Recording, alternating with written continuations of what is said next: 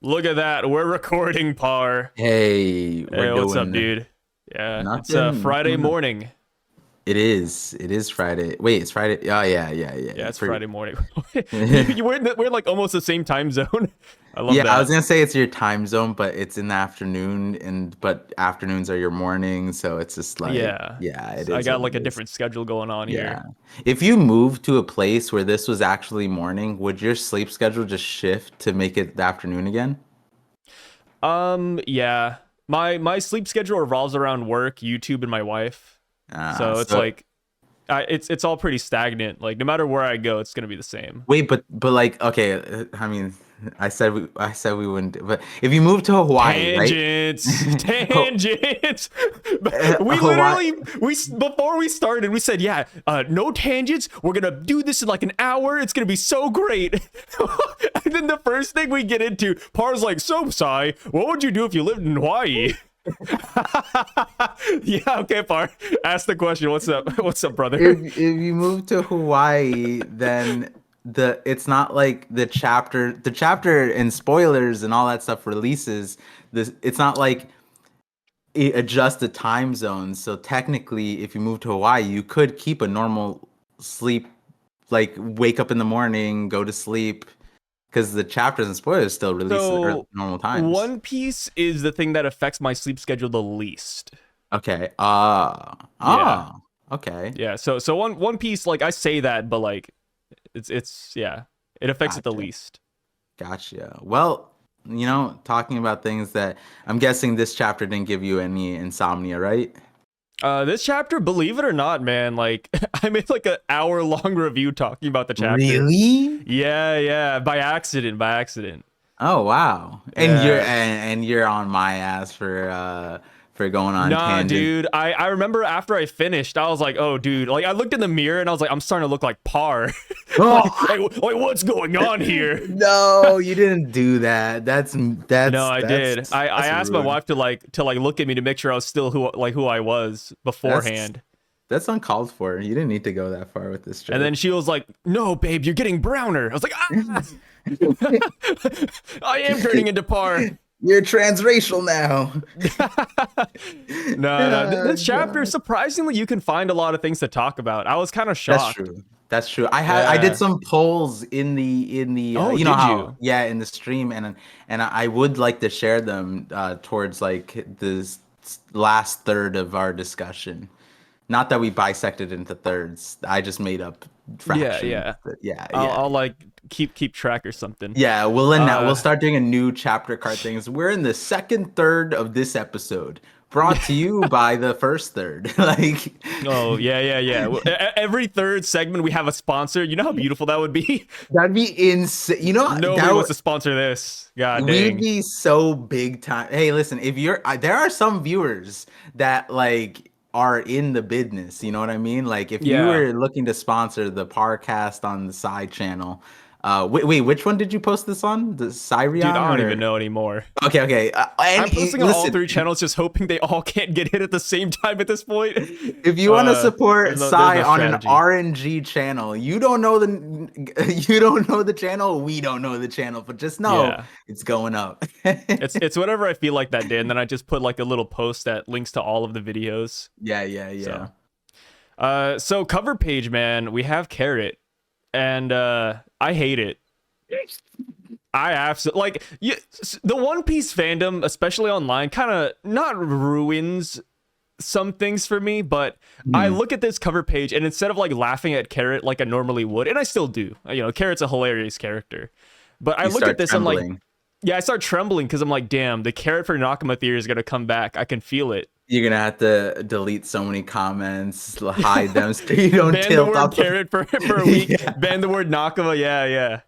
Nah, Uh, dude. Yeah, I get it. That was I shuddered because I saw Carrot's Shudder. face, right? Like, and I did when I pull it up on the thing, like Cold I don't sweats. pay attention to the page. I just click it and then look back at Yeah. the stream. And then the height of folly is on the other page, so I know that, and right. And then when I start, the first thing I start looking at the picture, and I immediately saw bunny ears, and I was like, oh, no, no, No, Oda. no, no. Yeah, yeah, yeah. And then like I scrolled down, there's some fan service, and then cover Fan request. service. Yeah, a lot of fan. Let me tell you, some people self-reported to my chat. You can Oh, you go mean like back. her shirt?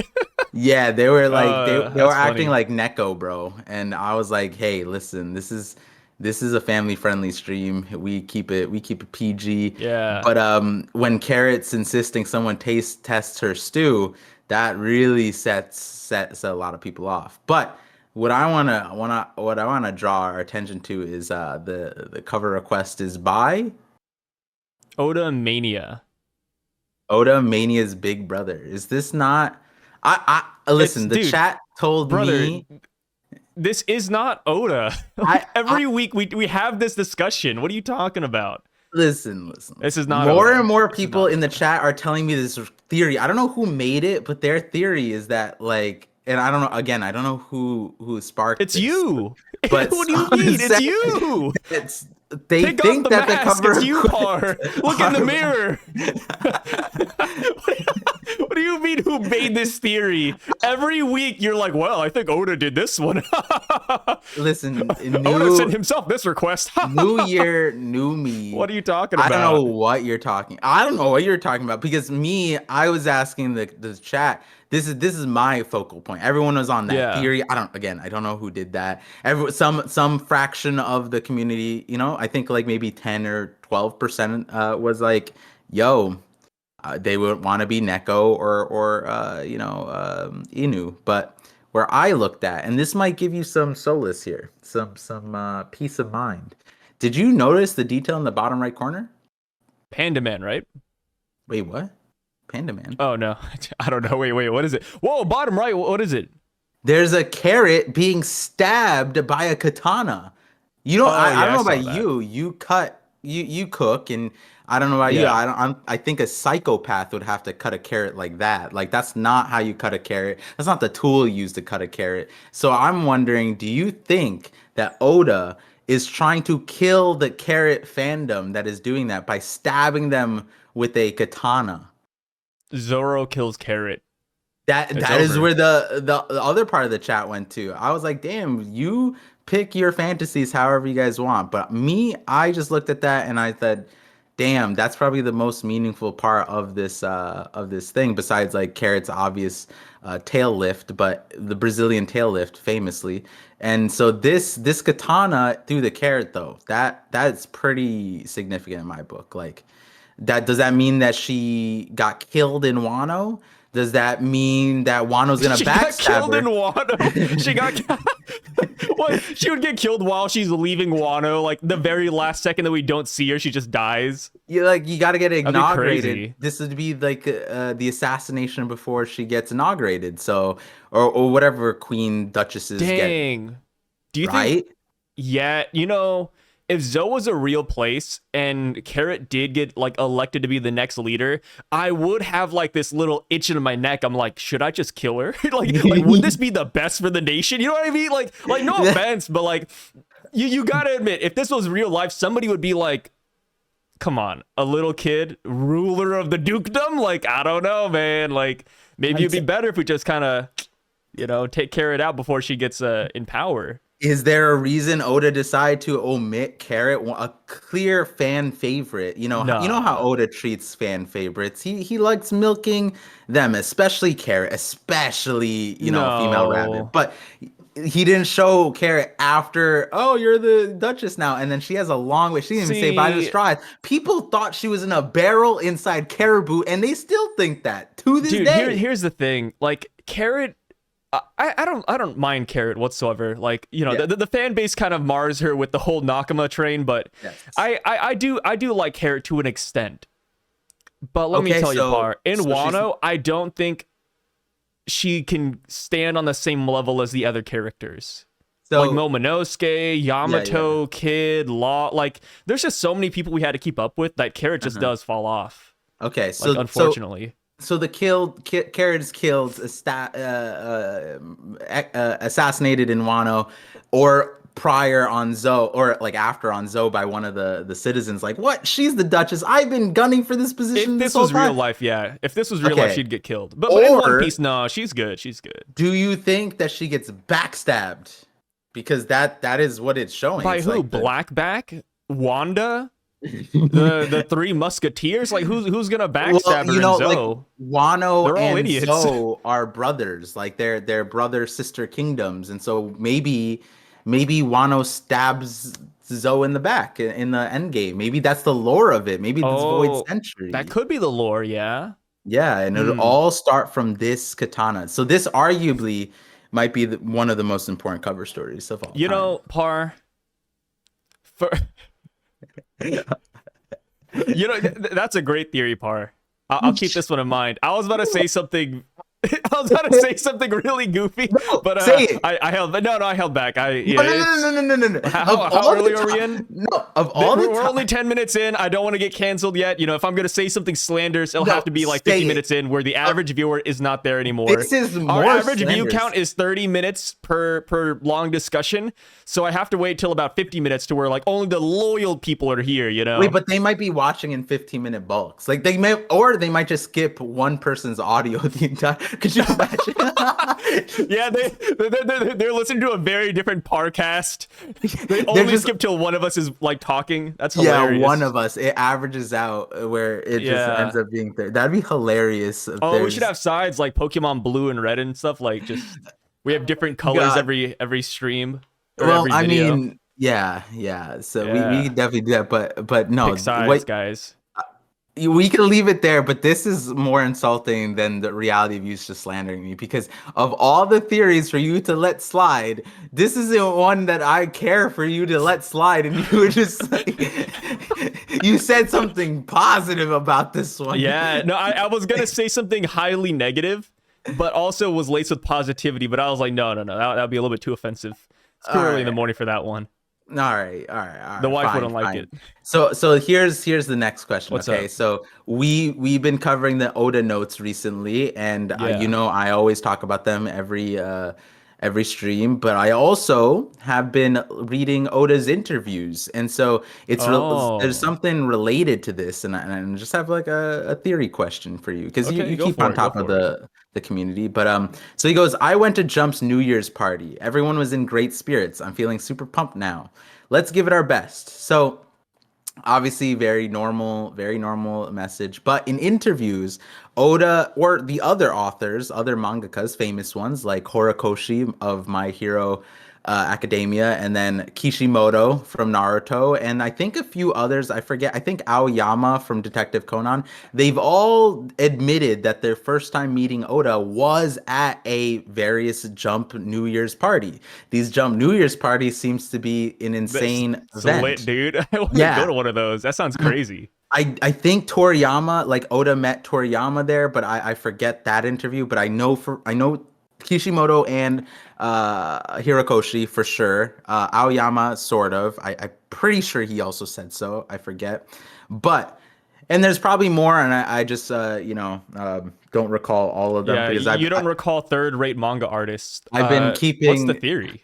I've been keeping track of them, and I've been presenting them in my shorts for you guys if you guys care to see those. But the theory, or the question I'm asking you, and the theory that I wonder is, who do you think Oda met a promising new mangaka that is going to shake Shonen Jump? I know you've been keeping up with a bunch of stuff, and so do you think there's...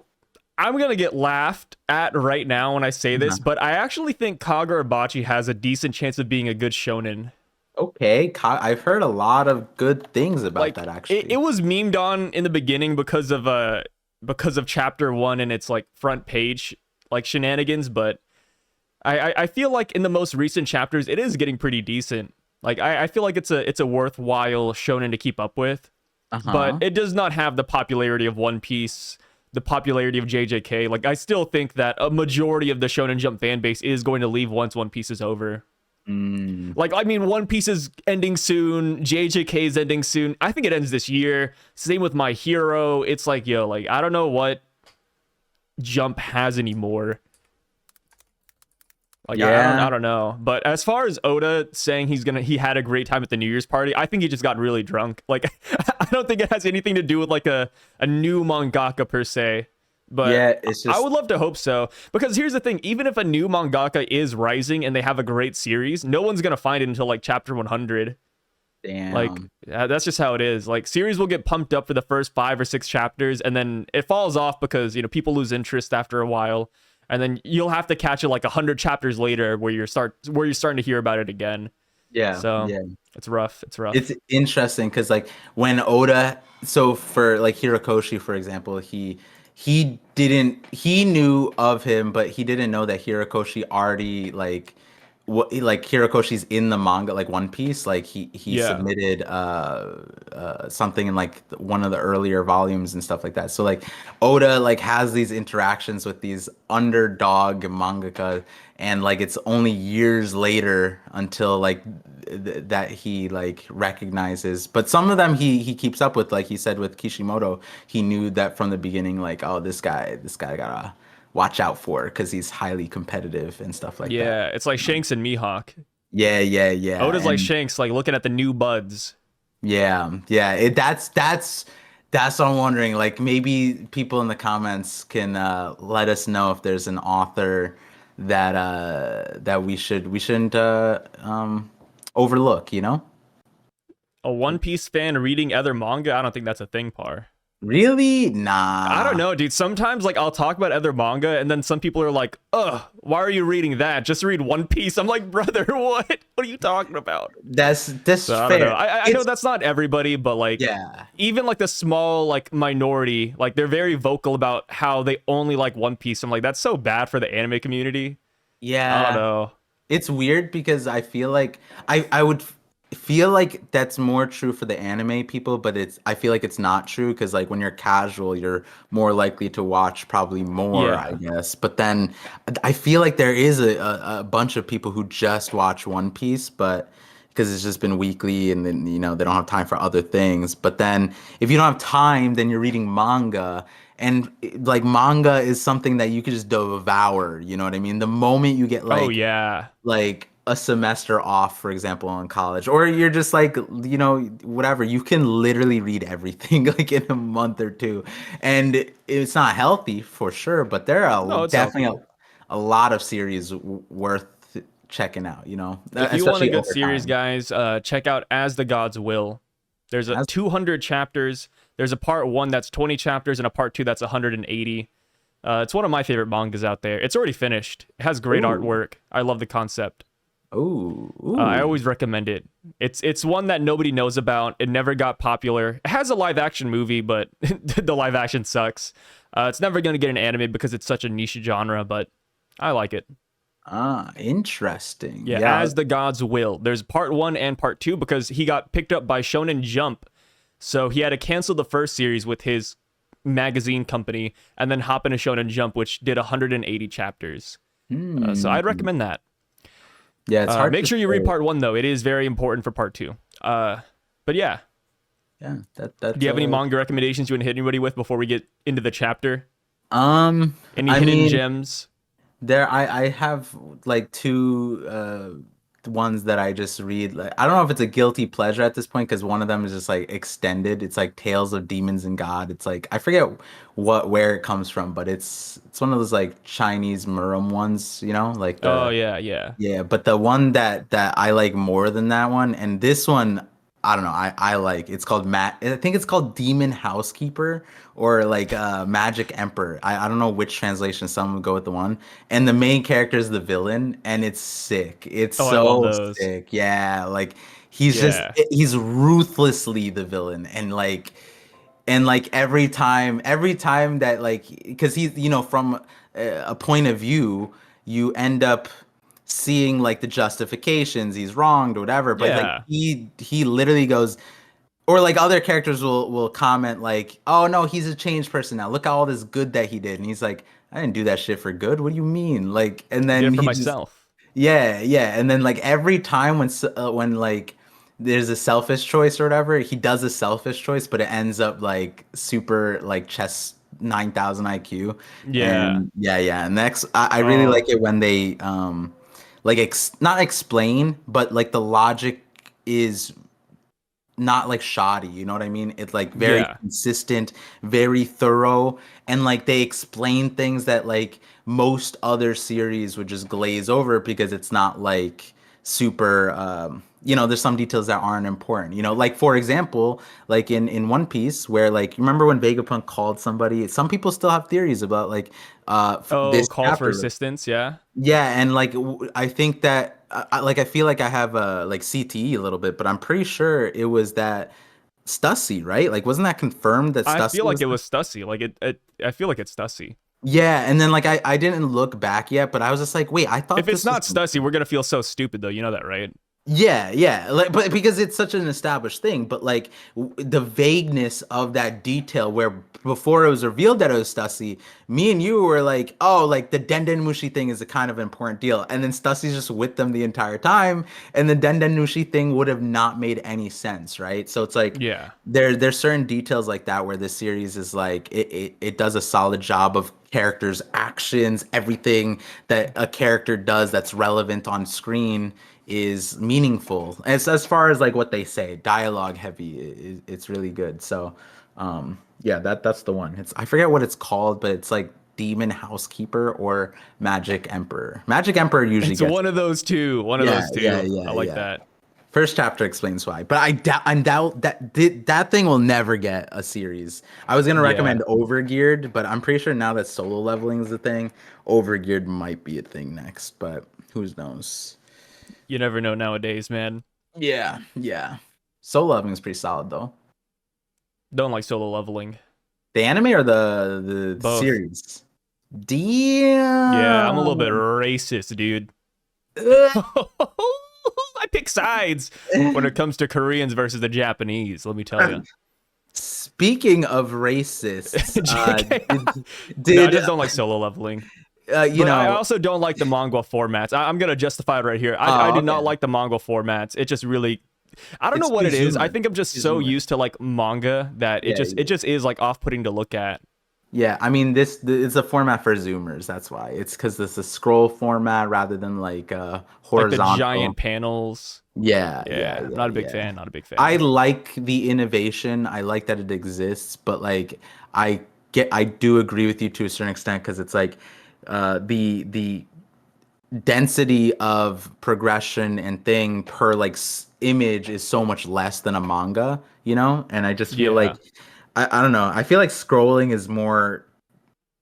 I don't know. It's like I it's don't just like it, dude. I'm sometimes gonna it get takes like arthritis. a long ass time to get to the bottom, and I'm like, did I like I felt like I was reading for a long time, but it was just long pictures and less words. And it's fine. It's fine. I mean obviously I read a bunch, but I do get what you mean. Some series it's like this doesn't feel like like when we see the Kuma running panel, right?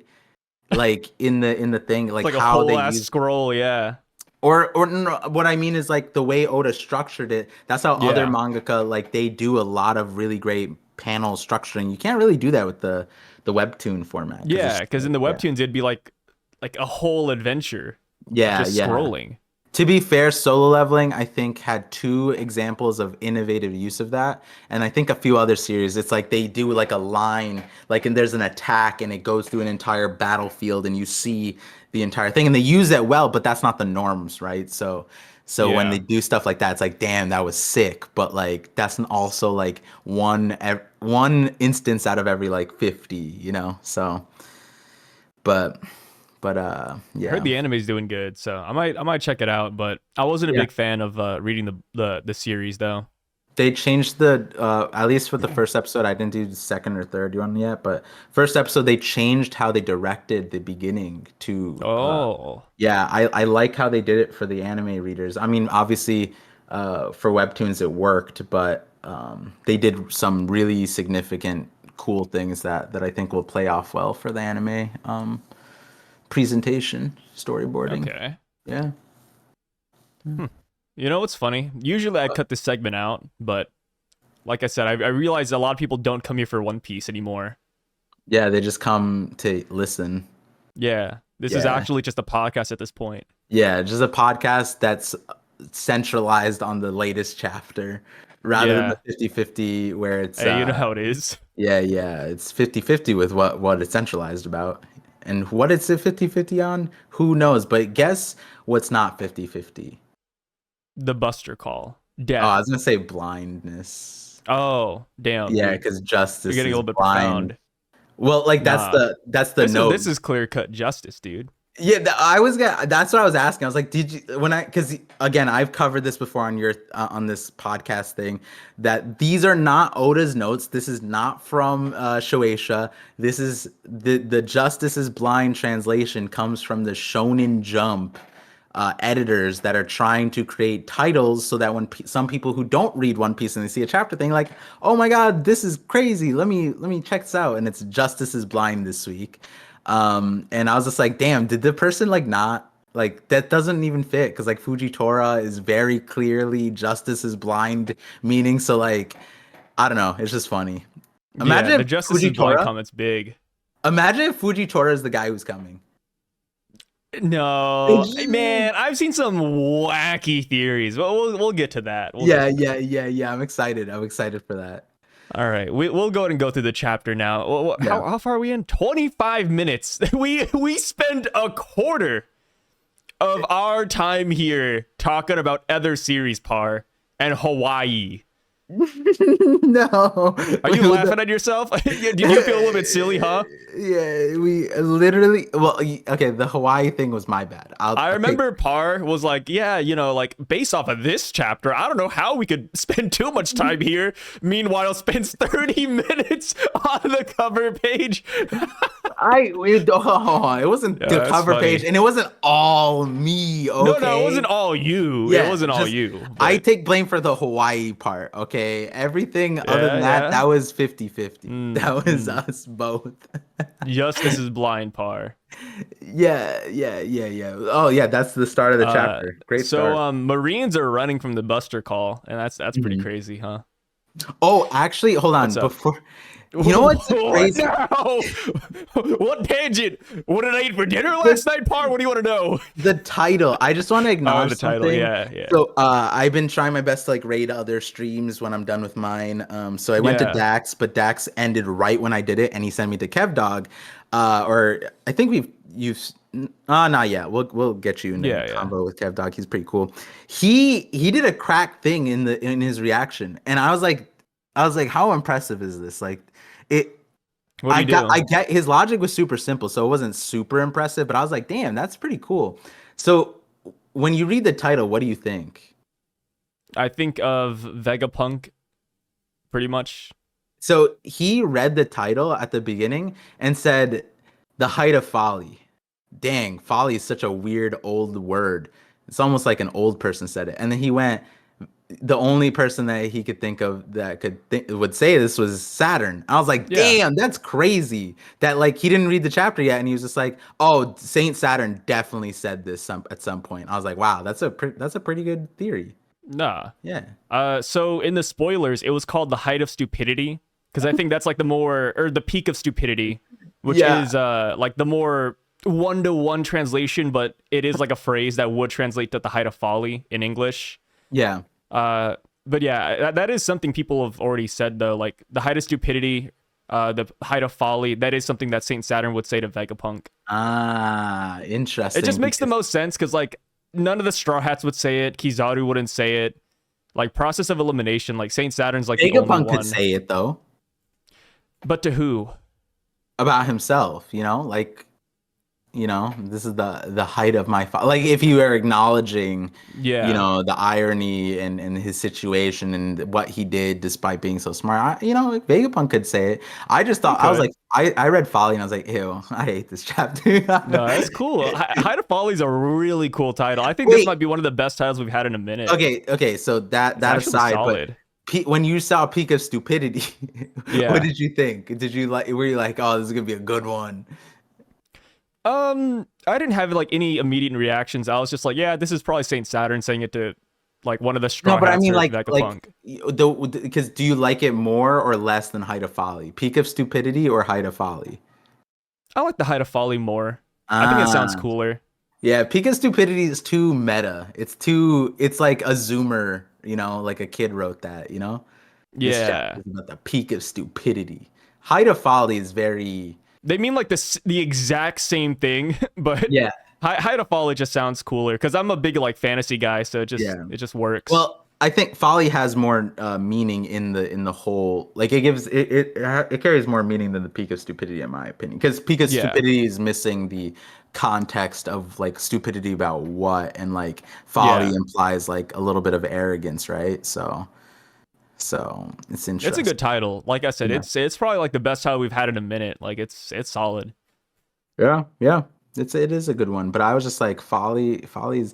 I also didn't know if it was Folly or Foley because isn't Foley like the catheter that you put in like the pee bag?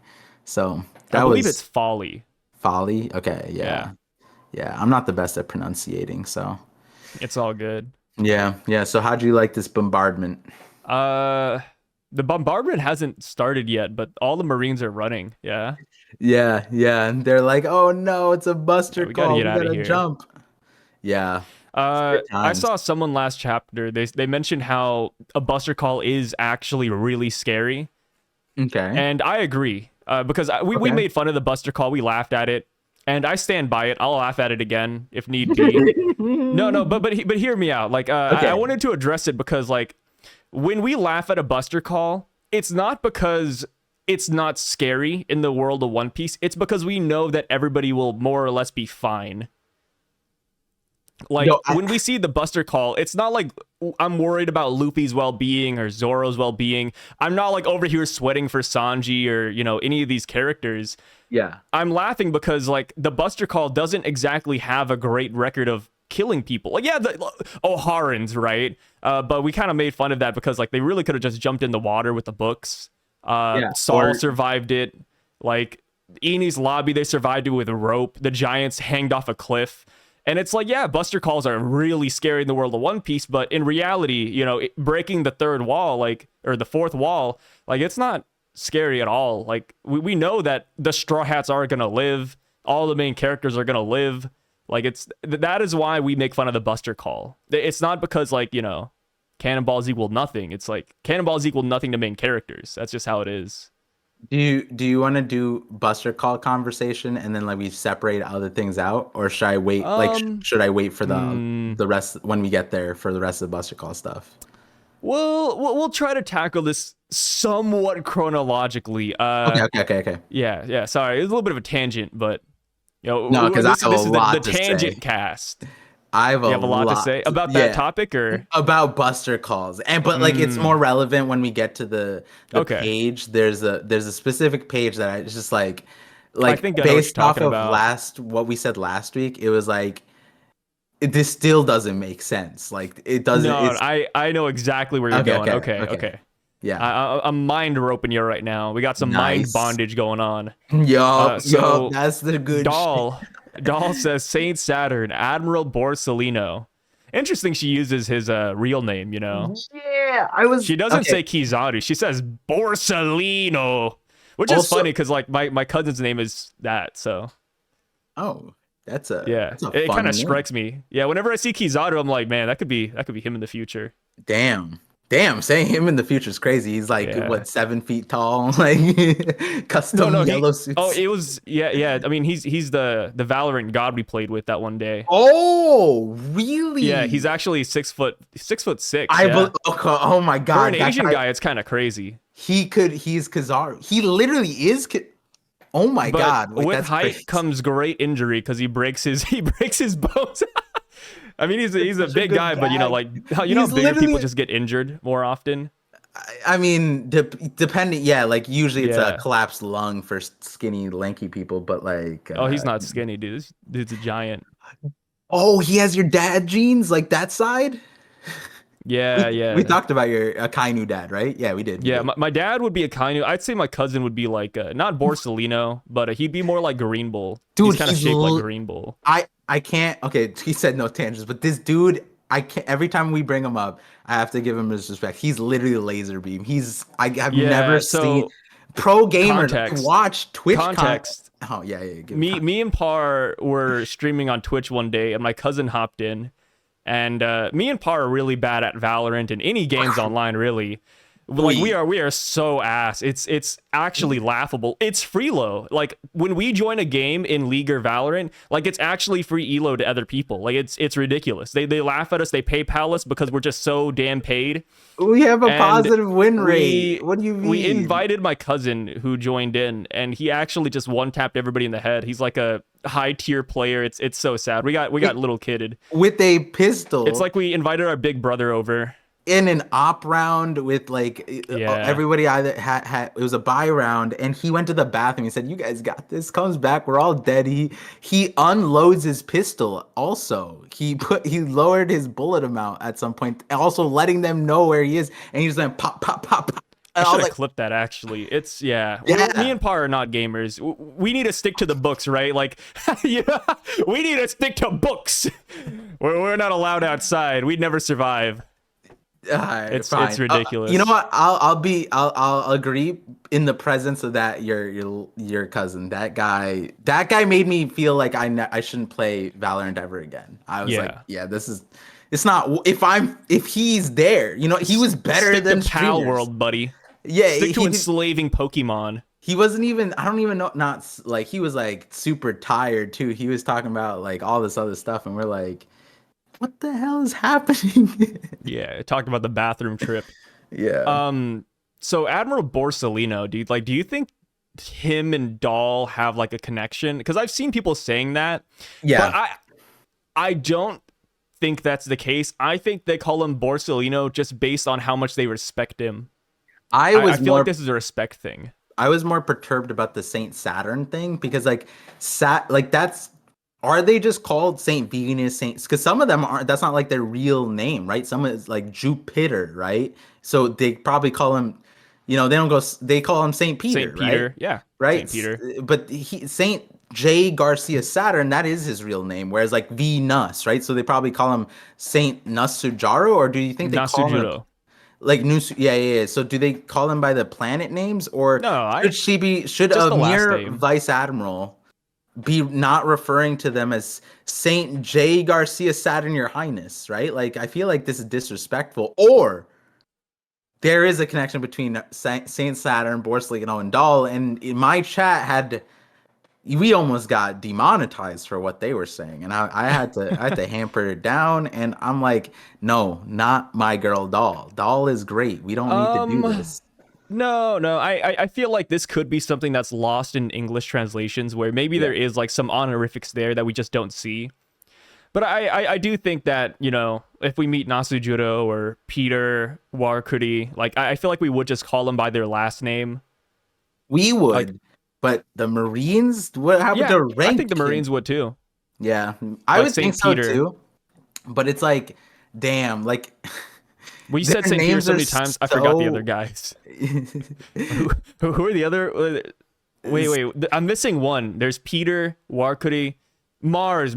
I Yeah. forgot it's Marcus Mars. Yeah. Yeah, Okay, yeah, yeah, there we yeah. go. There we go. Marcus Mars is so funny. Marcus Mars. Yeah, it was such a ridiculous name. I couldn't comprehend it for a second. Like my brain came to Marcus Mars, and I was like, no. that can't be it. That can't be it. Come Yeah, on. yeah. Marcus Mars. It's like weird because it's just like there's like a bunch of crazy names, and then his name isn't normal, but it isn't like the same level, and it's just like we're just repeating the same thing over, right? Like Marmar, like is this the Saint Marmar? Yeah, Like something like that.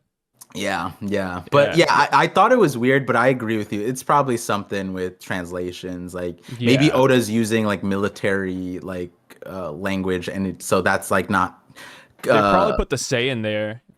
yeah, and like those Saturn say. nuances of military like lingo, may not be as like a colloquial, like they don't teach you all that stuff, right? For example, there was oh damn, I'm trying to think of the example right now.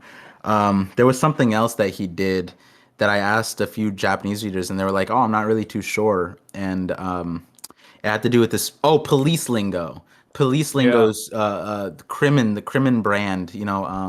Papagu, his brand. It's a pun. Crimin is criminal, right? But the symbol's a star, and the reason why is because I love that you had Hoshi. to spell that out. Crimin is for criminal. Some people are I don't know why that's didn't. so funny. If you Yeah, guys don't know, crimin is short for criminal. yeah, they needed the thing, and so Yeah, they needed the criminal explanation.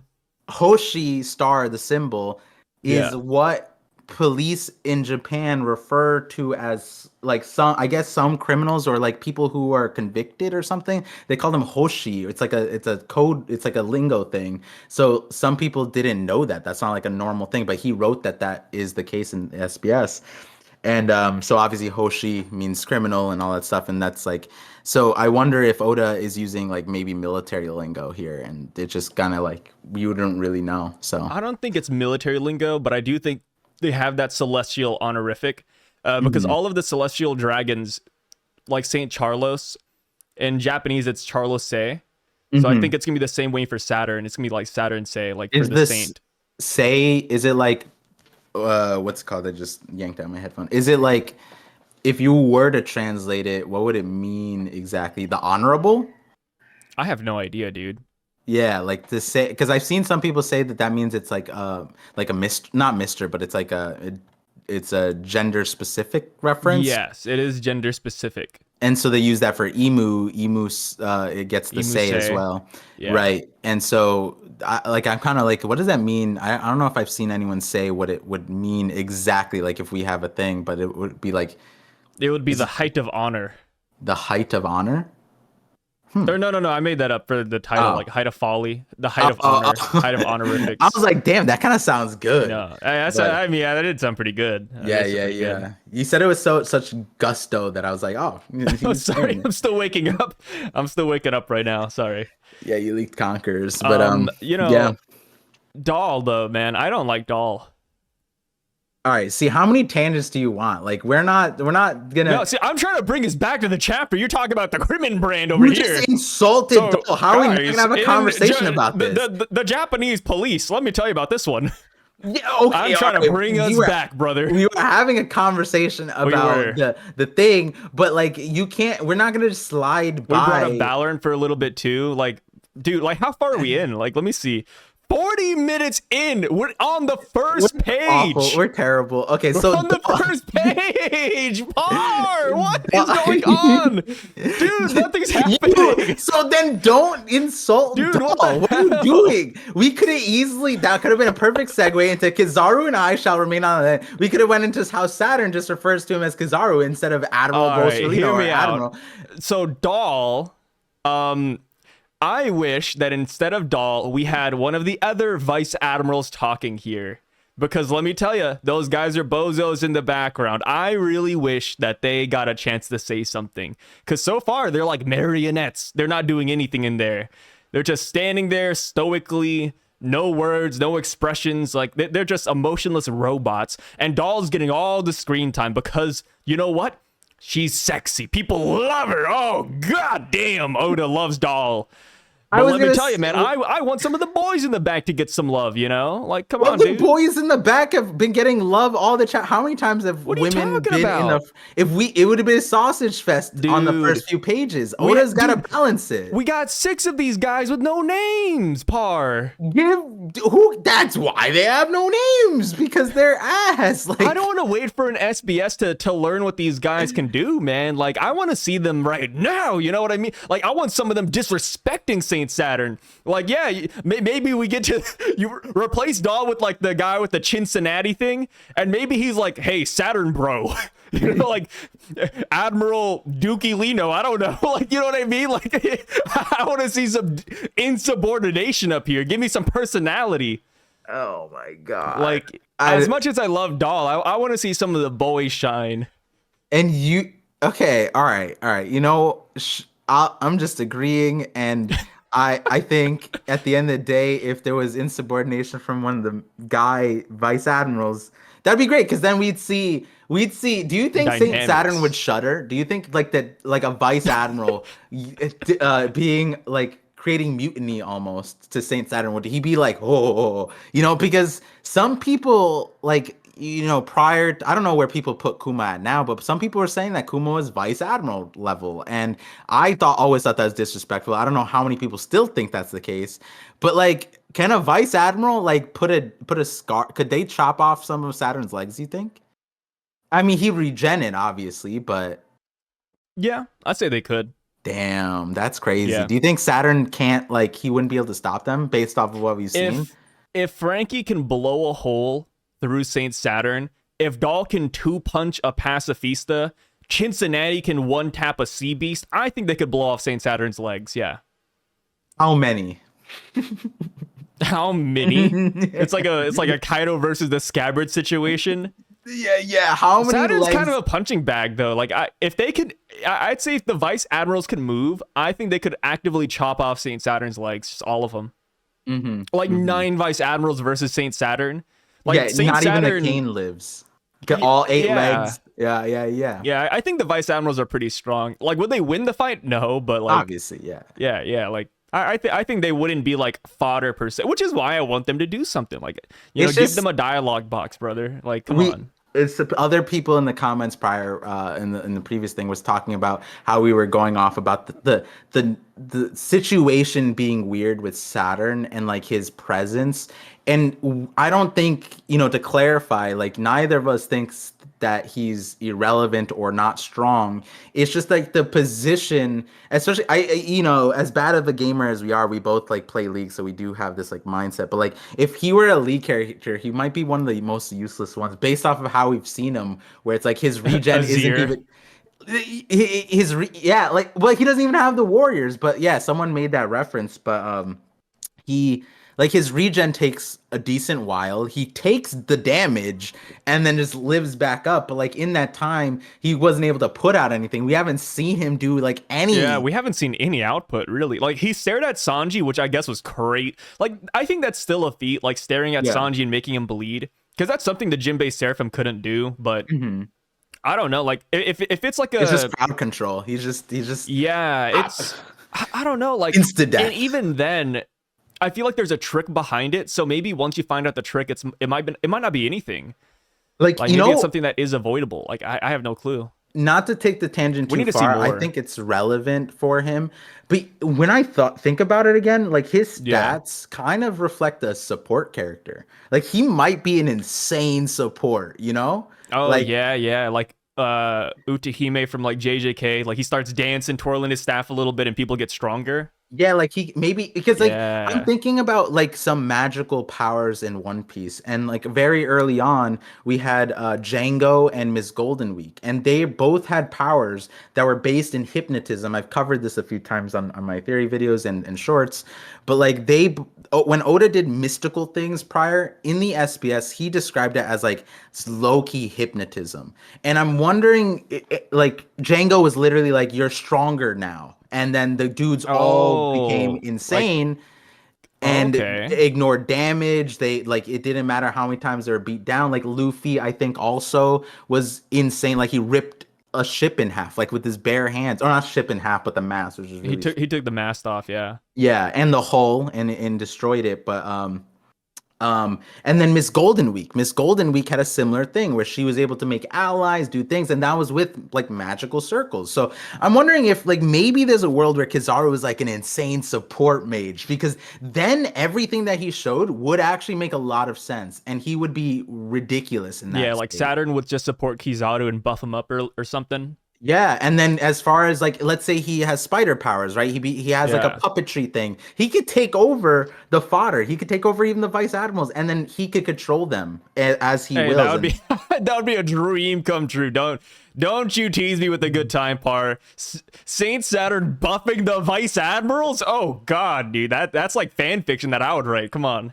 Let's be real for a minute. I just want people to like. I think as far as those that's a good prospects, one. Right? I think like you and I don't think that the out of the realm, but meaning that there's a very positive result coming here for Saturn as far as his portrayal. I don't think it's going to be negative overall, but some people took what we said as like we don't believe in the Gorosei, and I think I believe what we were trying to say is it's like whatever it's coming, it's going to be like unique, like very unique from what we see, and it's kind of hard to imagine in the scope of One Piece.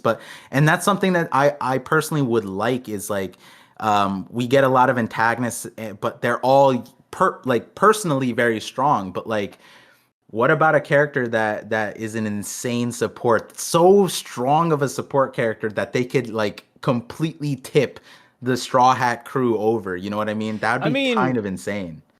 the thing is that we make fun of Saint Saturn based off what we know of so far, but we know that he's Yeah. gonna be strong. It's like the Yeah. same reason why we make fun of Dragon. It's like, yeah, Mm-hmm. like the showing so far isn't the best, Yeah. but guess what? We know that he's gonna be great. Like, Yeah. we don't deny it. It's the same with Saint Saturn. Like, we know he's great, but last chapter, Buildings broke his arm. Like, that's hilarious. Even Like, now, like we gotta use it- laugh at it. Yeah, That's a yeah. good one. Exactly. Like we gotta take one. It's like a reaction. Two, it's a discussion. Then like as things sit, things change and marinate and whatever. But like even in the scope of when you brought up Dragon, imagine if Dragon as like he's not a pacifist sort of say, but we haven't seen him fight. What if he was an insane support character too? That would be kind of insane. And Wind, No, I would hate that. I'm not saying like it's the best. We already scenario. have Bello Betty. But and that's my point, right? Like think about the revs when you think of like the hormone fruit is kind of like it supports. It's like Luffy was literally supported by Ivankov to the point that Ivankov was an S tier first band support, right? Like when you think about it, Ivankov was that. Bello Betty is A that. team full of supports. That's so lame, though. And like, but then I when mean, Sabo's a fighter, to be fair, but yeah. But and that makes sense why Sabo would be the front face. But when you think about a lot of the powers and how even Karasu was using his things as a calm, right? Yeah, he's support, morally a support. Oh my God! Wait, what? Holy shit! That might be insane. Dragon being a support character, I'd be so sad. Kuma's also low key, like, but he does have an attack thing, obviously, but he primarily displays his power in a support role as teleportation, movement, and healing, or like pain reduction, right? Yeah. So even the way we see Kuma is support. But you know what'd be really cool? 4 support characters and then 1 crazy fighter, which would be Dragon. Yeah, ADC dude. That was a meta, and that was such a toxic meta that it got banned, like or repatched, and so like I'm liking this line of logic right now that like Saturn being a support character would be really sick. Some versions of it for him I think are better than for Dragon, but I like the idea looking at the revs now that they are like full of support characters. That's interesting. Support and powers. You know what? That's another reason why I don't like any. That's fair. That's another reason why I don't like the revs. It's just like, damn, dude. Well, that's what I love about Not like you said earlier, One Piece readers only do the manga stuff, but like there's so many ways you can look at how things are designed, and it's like, the revs are full of like straight up support characters. I'm a battle hungry monster. Like if you're not like killing people, putting them on stakes, like what are you doing? Like I need a fighter. I hope Dragon is a fighter. Like when you look at Kaido's stuff, Kaido had a lot of like random AoE, you know what I mean? Like even if you went to like Queen, the area of the plagues, all that stuff, that's all AoE. And then obviously is a strong thing. King, we talked about that King and Zoro fight. Like literally everybody should have died on the island based off of what King did. Like the flying magma dragons that Zoro chopped, like where did they go? How did they not destroy the island? They right? disappeared. And then Kaido's lifting the entire island. His Boro breaths are like insane. So it's like it is interesting. And Big Mom as well, a lot of AoE. But I wonder if Oda might be a sleeper gamer. I don't even think Oda realizes it, to be honest. I think he is into D&D though, something like that. So D&D is a solid way to get game knowledge like this. So who knows? I just thought that was interesting. Now I'm thinking very interestingly about the revs and Dragon. So Whew. Now we're about to pass the 55-minute mark, and now we're on page 2, guys. Okay. Huge, big, whoa! Oh, look! Hey, that first panel, Kizaru's talking to you. Go. Go. To be fair, the last 10 minutes were pretty good. Come on, we're on topic for most. Hey guys, please let me know. Were the last 10 minutes worth it? I gotta know. Were the last 10 minutes worth it? If it's not, just to shield our feelings, just write no. Just don't even give context to the no. and just say no to boost us in the algorithm, okay? Like at Oh my least do god, that's that. hilarious. Yeah, I don't need to know that it wasn't worth it, but we'll know if you just say no. I love that Kizaru just says go. You know, Doll's concerned for him, Doll but is you know, you. You're doll right now. Kizaru, Kizaru is like, yo, like just leave me and Saturn alone. I kind of like that, man. Like, I feel like Kizaru alone with Saturn. That's such an interesting dynamic. Like, Yeah, if it's yeah. like, I wonder if they've ever worked together in the past. That is something I do wonder about. But also, I'm like, yo, Kizaru and Saturn, you know, like none of the Marines are here to see what's gonna happen. Like, if Kizaru's gonna betray, man, it's gonna be when they're alone. I Yeah, feel it. I feel it. but yeah, like I like what you said. Like when he said Kizaru and it's like I felt like a Shaq and Kobe, like a duo, dynamic Yeah, duo yeah. vibe, you know? And then like on top of Just that, bot I lane. don't know if this is a thing in Japanese, but like it's like we're supposed to say Kizaru and I, right? Like I think that's like a like that's a preference the English language has, and it's like we're supposed to do that for. It's not like technically a grammar thing. It's just like a uh, societal way to say that. And I wonder if saying Kizaru and I is a way to give Kizaru respect or anything, or in some regard in Japanese, or maybe the order doesn't matter in Japanese, but like I thought that was interesting But because also, we have to remember that this could just be a translation thing that from yeah. TCB. No, that's what I'm asking. Like, does it matter or does it not matter? Because I would imagine that's something TC or Viz would be weird about and do, but like, who knows? I don't I know. think Maybe a Viz will Japanese word this reader. differently. Yeah, probably. Because Viz and TCB have worded saying Saturn's lines very differently. Not very Mm, differently, but like the wording is just it's switched up. ordering. Yeah, yeah. Ordering has Yeah. been. Yeah, I've noticed that too, which is why I Saying also Saturn brought that sounds up. better in the TCB than Viz. Mm-hmm. But I Yeah, mean, of some course, the points TCB Vegapunk tries too. to make him sound like the way he does. Mm-hmm. He's Yeah. very eloquent in speech in the TCB scans compared to all the other scans. Yeah, I almost wonder if Viz is. I haven't kept note of it, but like I think this week, or was it last chapter? Someone noted that Kizaru's speech cadence isn't slowed down according to Yeah, how it's written it's here. dropped. Right, and it has. I don't know if Viz has been reflecting that, but if it isn't, that's like another huge contextual thing that like is kind of important because that determines the length of If the you want episode. translations, just go to Sandman at that point. Yeah, yeah. Sandman has your back. Doing the community justice one chapter at a So time. Vegapunk, he's just in front of Saint Saturn, and they're just kind of talking about the destruction of Egghead. And somebody brought this up, and I think it's just absolutely funny. But Mhm. they could easily kill Vegapunk right here. Like Sanji's not here, Luffy's not here, but Vegapunk's activating the Talk no Jutsu. He's really stalling.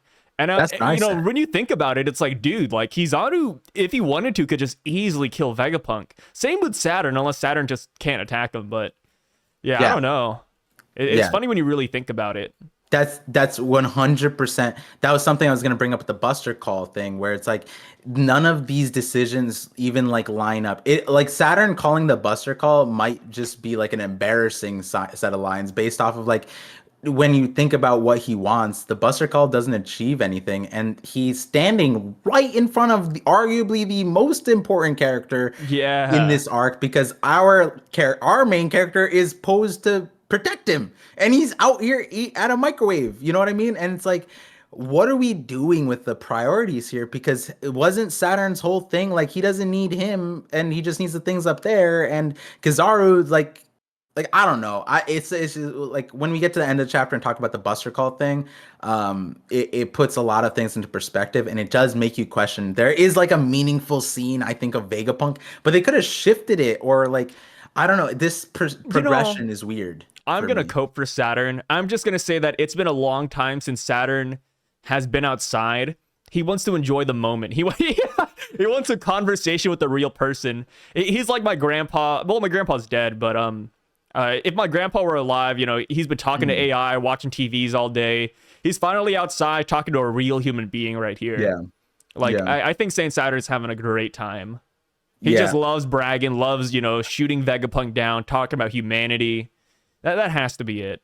Yeah, he goes, you might still be hiding something, perhaps something that could hinder. And then like you would think at the minimum, grab him, take him hostage, right? Like instead we make him cry, whatever it is, and then he bends down on his knees watching the buildings burn, and then like Kizaru's and Saturn are not in the same spot anymore. Or well, we don't know about Saturn to be fair, but Kizaru jumped up and dealt with the other thing. So Yeah. going back to the Vegapunk point, it's like unless Saturn takes him hostage here, like this part doesn't unless like if Saturn's like, okay, when I meant Kizaru and I meant I'm gonna sit here and I'm gonna watch Vegapunk and you take care of everything else. Like maybe that's what it is, right? Like I don't Maybe. know.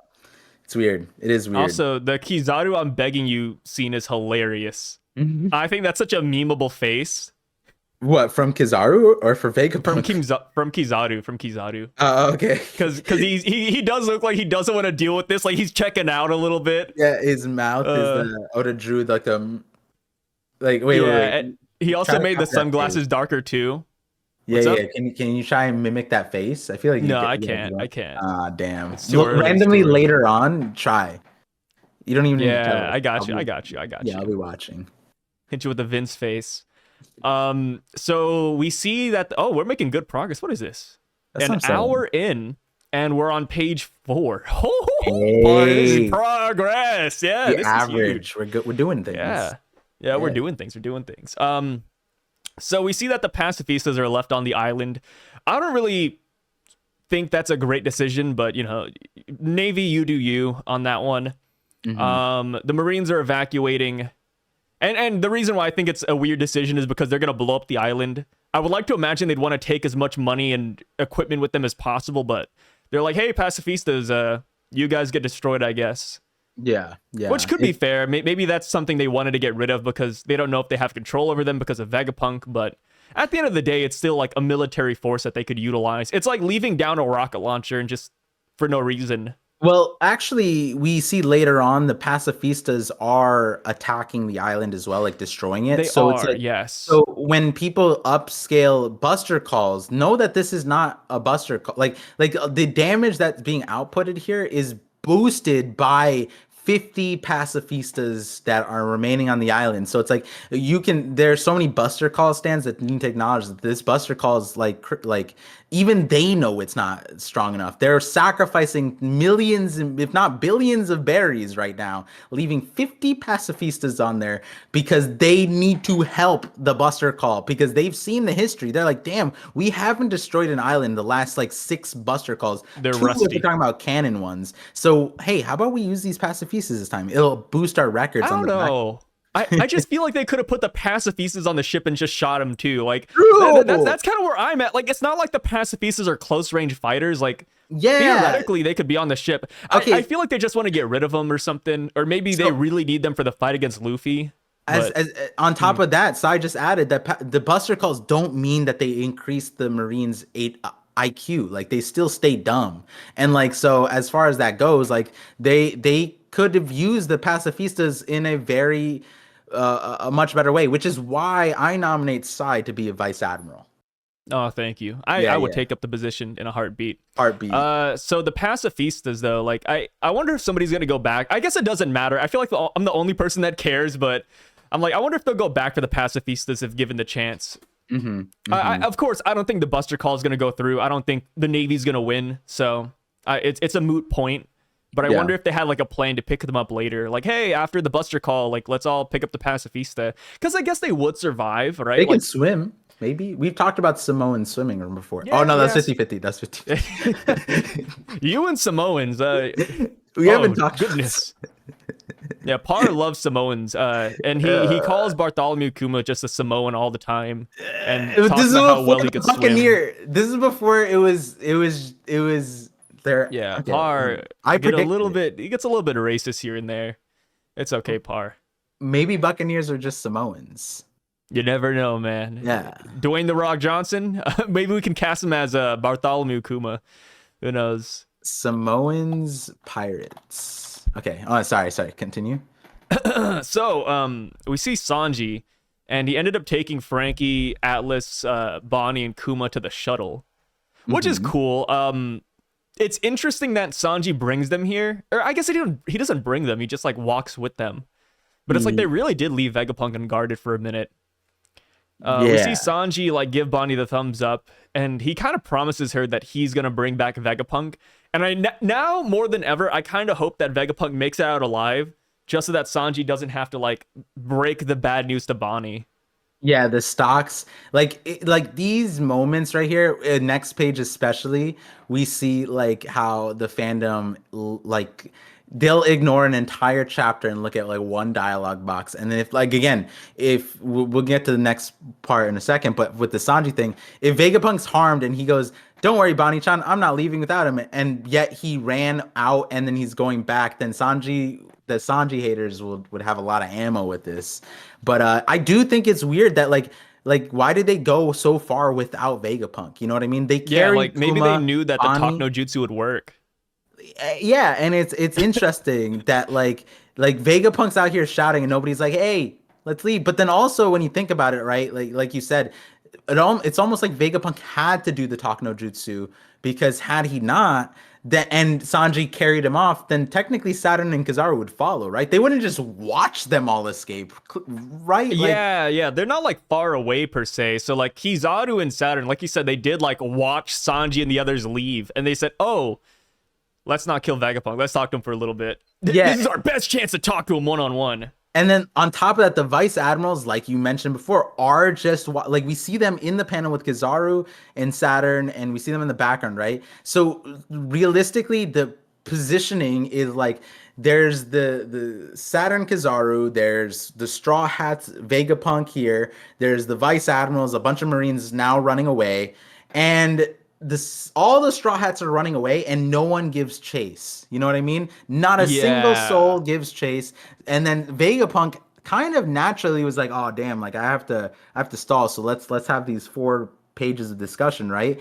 But then you also got to think about it like nobody thought like, "Hey, if we run away and we all just go into a single source thing that's very clearly in the sky, yeah, like no one's gonna stop us. No one's ever gonna notice that we ran away and went up there." Which later on we see Saturn or Kizaru was just like, "Oh, poop," and he cherry picked them. You know what I mean? Like they didn't even try to run in I forget what it's called in basketball, but no one tried to run interference here.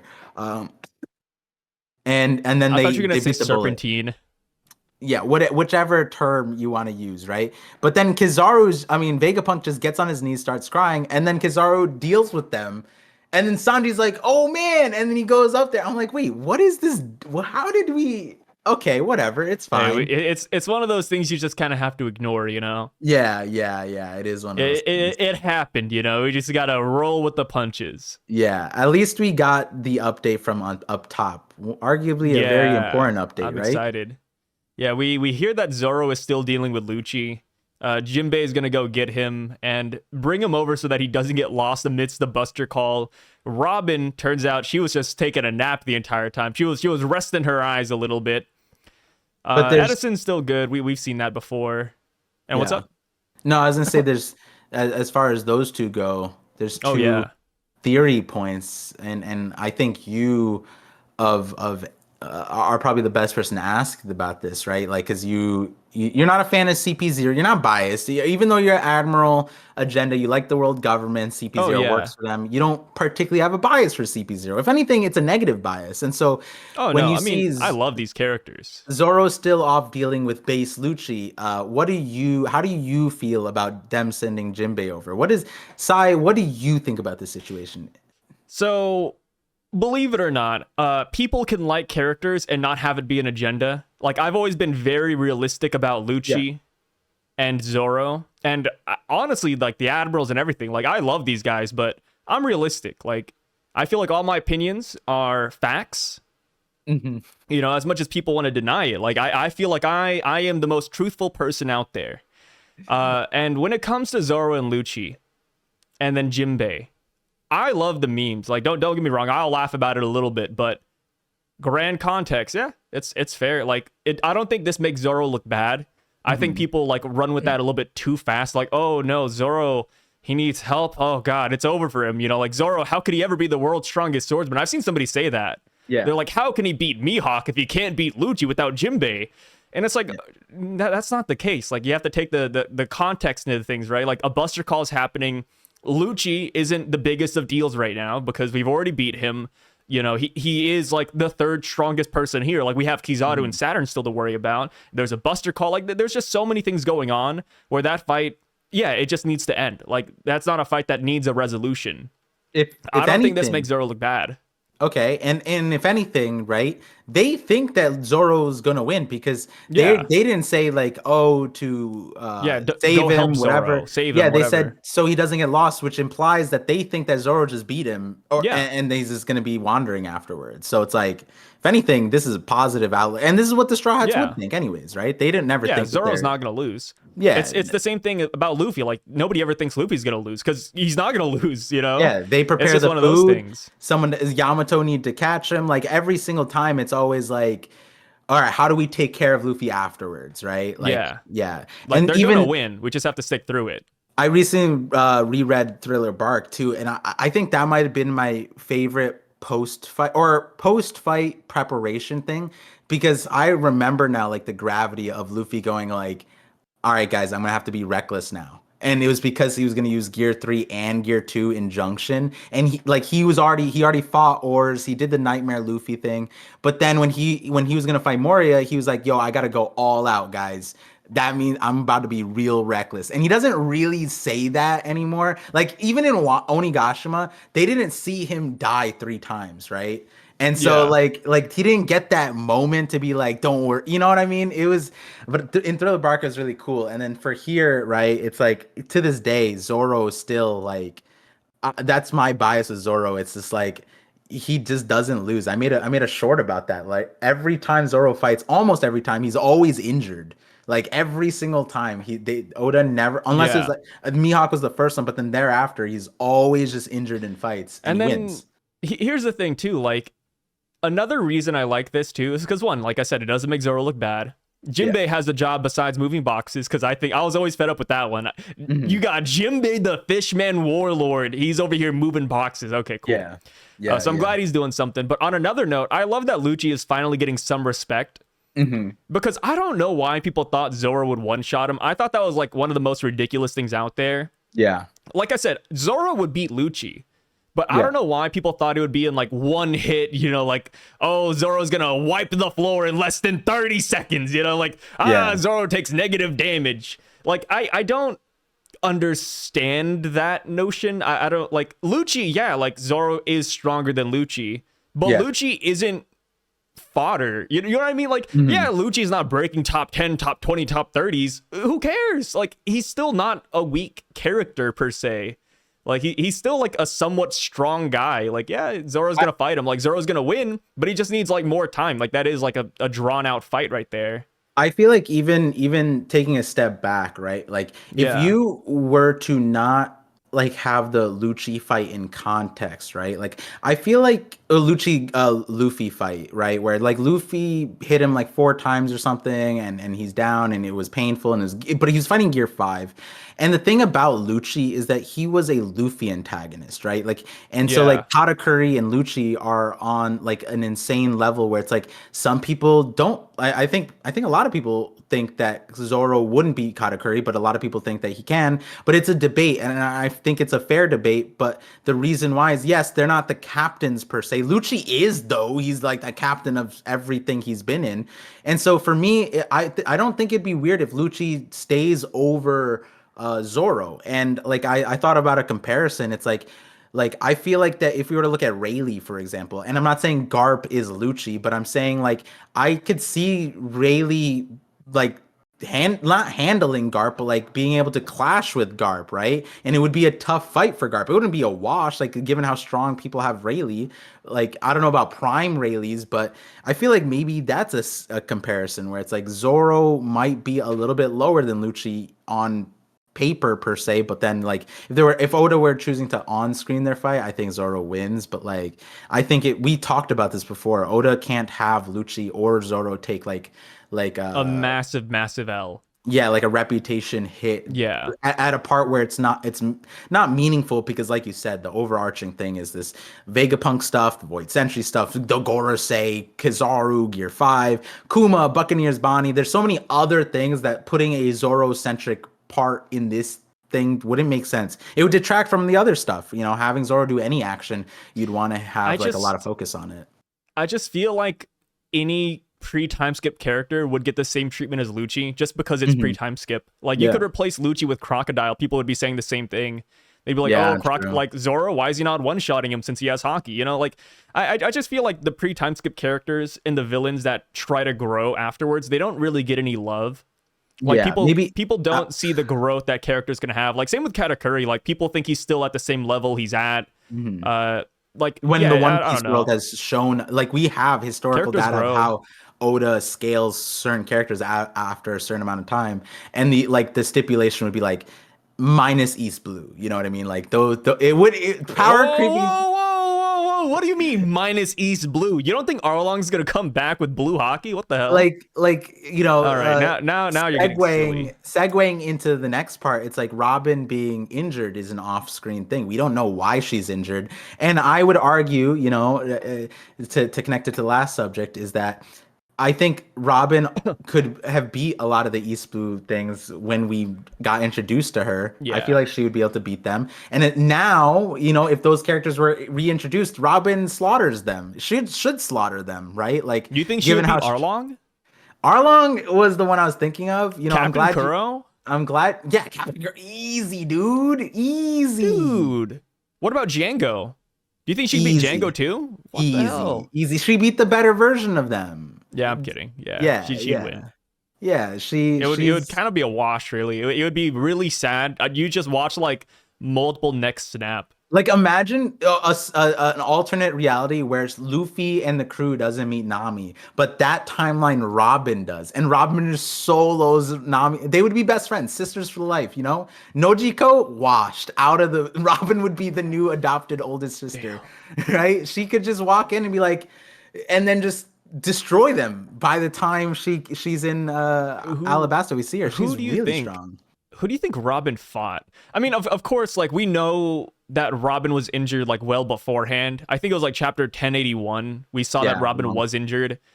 And coming off of that, like the only person that she was lined up to meet on paper was York Mhm. because she was heading to the bottom floor, not Basement. bottom floor, the experimental lab with Chopper Yeah. and Atlas.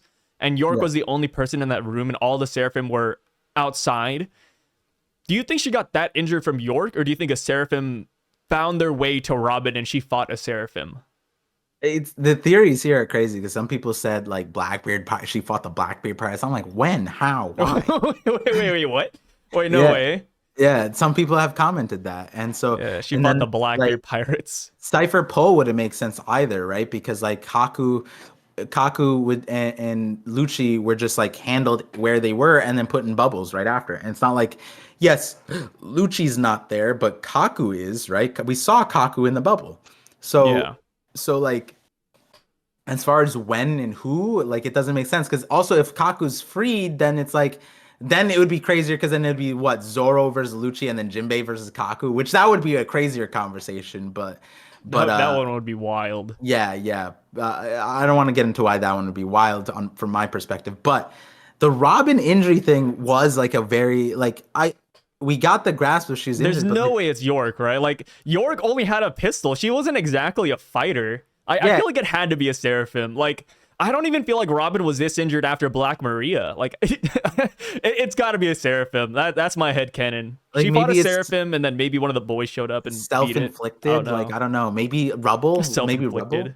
Yeah, Oh like yeah, buildings. It was a building that fell on Robin. There we go. yeah, like when you think about it, the Labo phase has been sliced through, blasted all this time, and the entire top fell off, and there's rubble all over. But like, how convenient is that nobody's injured from the thing? Maybe Oda's hitting a little bit of realism, getting a step out, and it's like an entire building fell. Someone's got to be injured, and that person is Robin Yeah. today. RNG did. He rolled the dice. Damn. And landed on Robin, and maybe that's the case. And in my opinion, that's the that's the kind of logic that applies to like the foods, the Uber Eats thing that Luffy had, where it's just like, nah, it's just a thing. He just Oh yeah, this does take Robin out of the Uber Eats race, huh? right, yeah, yeah, yeah. Yeah, yeah. So like, tying the logics together, it's like as simple as it was for Luffy, he just disappeared and ended up at a microwave. Like Robin could have just got hit by a tree. Who She was knows? sleeping this entire We time. don't know what took Saturn's horns and arm, but we can surmise it was buildings, right? So if the Gorosei are, if they find weakness in man-made structures, maybe Robin does too. Do you think Oda just forgot to draw Robin, or do you think he actually wanted to just like it was intentional, like he wanted people to theory craft? It doesn't seem like we're going to address it either, because like this, like the next time we saw Robin, it would have been like Chopper could have explained very quickly, like, "Oh, Robin, you got to avoid hitting walls now," or like, "Oh, Robin, we got to keep you on the clear so you don't get hit by a Yeah. building again." Like it could have been a quick line, but he just said, "Get rest while you can, Robin." And it's like, oh, okay, I guess she needs Yeah. rest. We don't know from what, but like, sure. So who Yeah, she's knows? just taking a nap. Yeah, A good yeah, old tenor. yeah. So the robot was destroyed by Kizaru. We knew that a couple chapters ago. But regardless of that, they're still bringing the ship to the backside of Egghead Island. Because, they could still, like, Kuda burst, and it would take them a good mileage away from the marine ships. So Yeah. even though the robot isn't there, they can still leave. Just not in the best of manners. Of course, I think the ancient robot's probably going to fulfill that role. It's probably Mhm. going to take over where the older robot died. We find out that Brook is actually doing something. Love to see it. Brook and Jinbei getting jobs. Oh God, Mhm. I'm jizzing, man. That's great. Brook though isn't exactly thinking it through. He's freezing all of the clouds, and now the Thousand Sunny is just gonna slip off the clouds because it's all icy. Yeah. And this is gonna tie into who I think is going to show up by the end of this chapter, or I guess next chapter. Because I think this is something that's going to be solved by whoever is coming. Oh, okay. Okay. Yeah, yeah, yeah. So I'll Interesting. kind of save that one.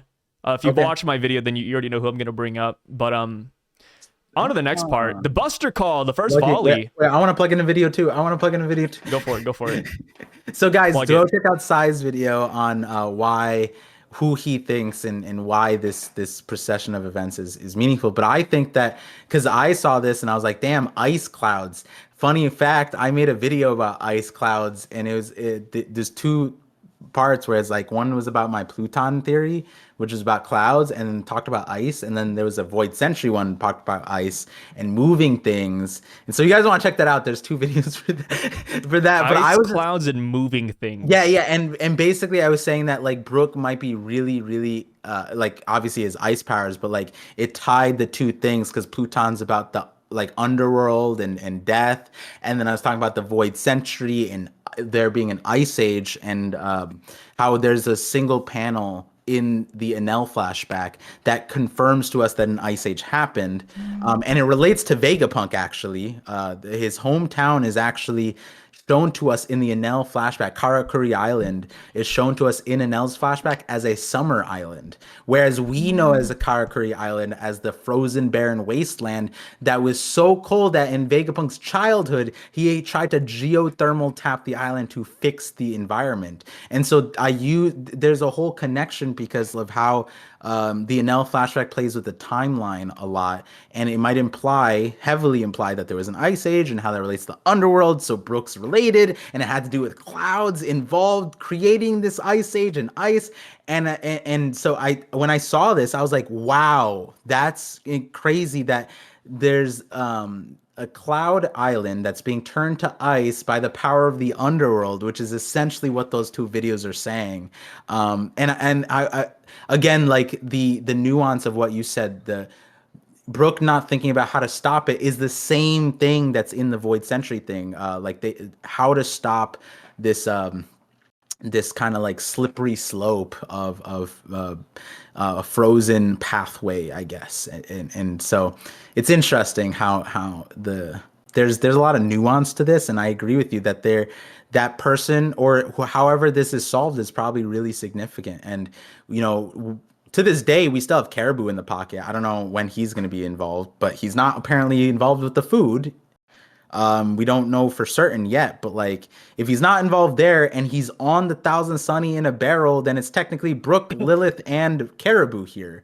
And if there's someone who can stop it, Caribou You think technically Caribou went could. back in the barrel? Well, where have we seen Caribou outside of the have we seen him outside of the ship? I forget. He left the barrel, and then Zoro just said "f off," and then that was it. I mean, I guess maybe he went back in the barrel and he just stood still, but Yeah, I mean I feel like he's actually like off the sunny right now. that would be an important thing. We have seen Caribou kind of retract at times. I forget. I think Yeah. on Fishman Island is like he like looked out. Oh yeah, it was with the Frankie thing. He was like, "Oh, I can escape the barrel," right? So he peers out and he sees Frankie's right there. And so he just goes back inside. And so I think there is a few times where like Caribou comes out. Udon might be an example where he comes out and then goes back into hiding a little bit and then comes back into the thing. So maybe and it doesn't come back into like a new place per se, but yeah, like the Caribou thing is interesting because as far as him leaving, right? If he left the ship and he was confronted with the Seraphim and he's like, "Oh my God, those are warlords. I'm going back." Or he looks out and he sees Kizaru. He's like, "Oh my God, I'm going back." You know what I mean? Like I'm gonna let everybody else deal with it. That would fit his character. So I could see him still being on the ship, hiding out. But it is like again, I like what you were saying too, that the person who stops this or is at the tail end of the ship's arrival could be that person who's coming. So I'm excited to hear check out your video. It's not exciting. No, you don't have to check out my video. We're gonna talk about it here. Oh, Yeah. oh, at the end of the call. Yeah. When we get there, we'll talk about it. Okay, Yeah. okay. You don't have to watch the video. Oh, all Um. right. Wait, you don't have to watch my video either. Oh my god. Wait, I was just memeing. All right. An hour and 25 in. Here we go. Yes. I think we're halfway in. Actually, we're halfway done. Look at that. Yeah, there's only 3 things to talk about after Yeah. this, but this is the big one. This is the big one. Yes, I'm assuming this is what you were talking about earlier. They're starting the Buster call, and then they literally talk about how the barrier is still around the Labo phase, but they're like, just shoot it anyways, just blast through. And it's like, okay, cool. Like that's, I mean, it's gonna do nothing. I don't know. Like it sounded kind of goofy when he said it like that. Like the barrier's still up. We'll just blast through it with cannonballs. And it's like, I'm not too sure that's how it works. Like, I think we talked about it last week where like maybe if the gravity system for the clouds or, something related to that is on the Fabrio phase, then yeah, sure, doing that will work and then the Labo phase will fall. But we have no context of that yet. Yeah. So just simply mindlessly blasting, hoping for the best is hilarious. I love that. It's literally like hearing what we said last week about all the confusing things about their motives here, and then just being like, yup, it is weird. And then we're like, wait, hold on. Because first of all, I brought this up. Like, there's sure anime fiction canons, right? But like realistically, these canons can't hit there, right? Like It can't aim that high. Cannons weren't made to shoot at clouds, right? Like that's just not. That's why we made catapults. Like if we just like it doesn't have an arc like that. One, two. Not only should it not have an arc like that, it's not just a cloud. It's a fully fortified cloud, like you're talking about, and like the no amount of defense would protect Vegapunk and Labo phase from my slander onslaught. If cannon fire was able to make it through this thing, may I remind people, Vegapunk's many times impenetrable defense.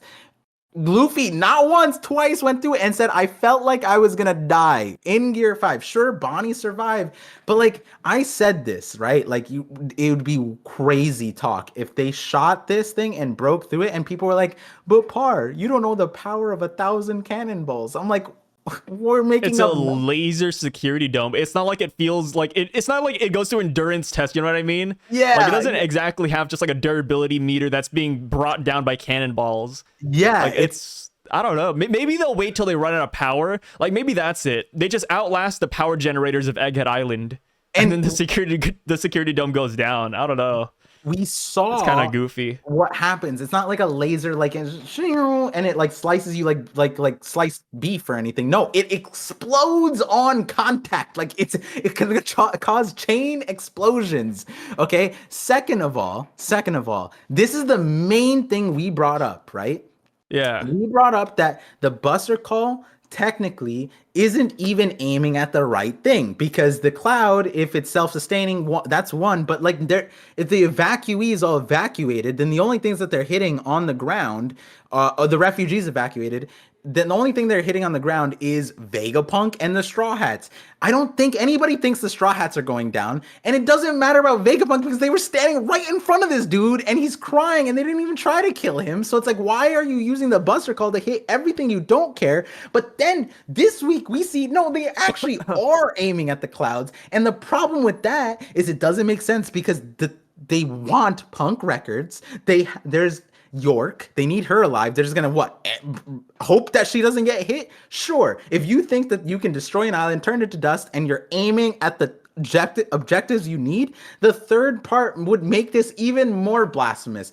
Sai, if you wanted a nuclear power plant, if you wanted a nuclear facility and you wanted to take it over, is your first option blasting it with the Buster Call? No, you're not trying to nuke what you want. Well, I would.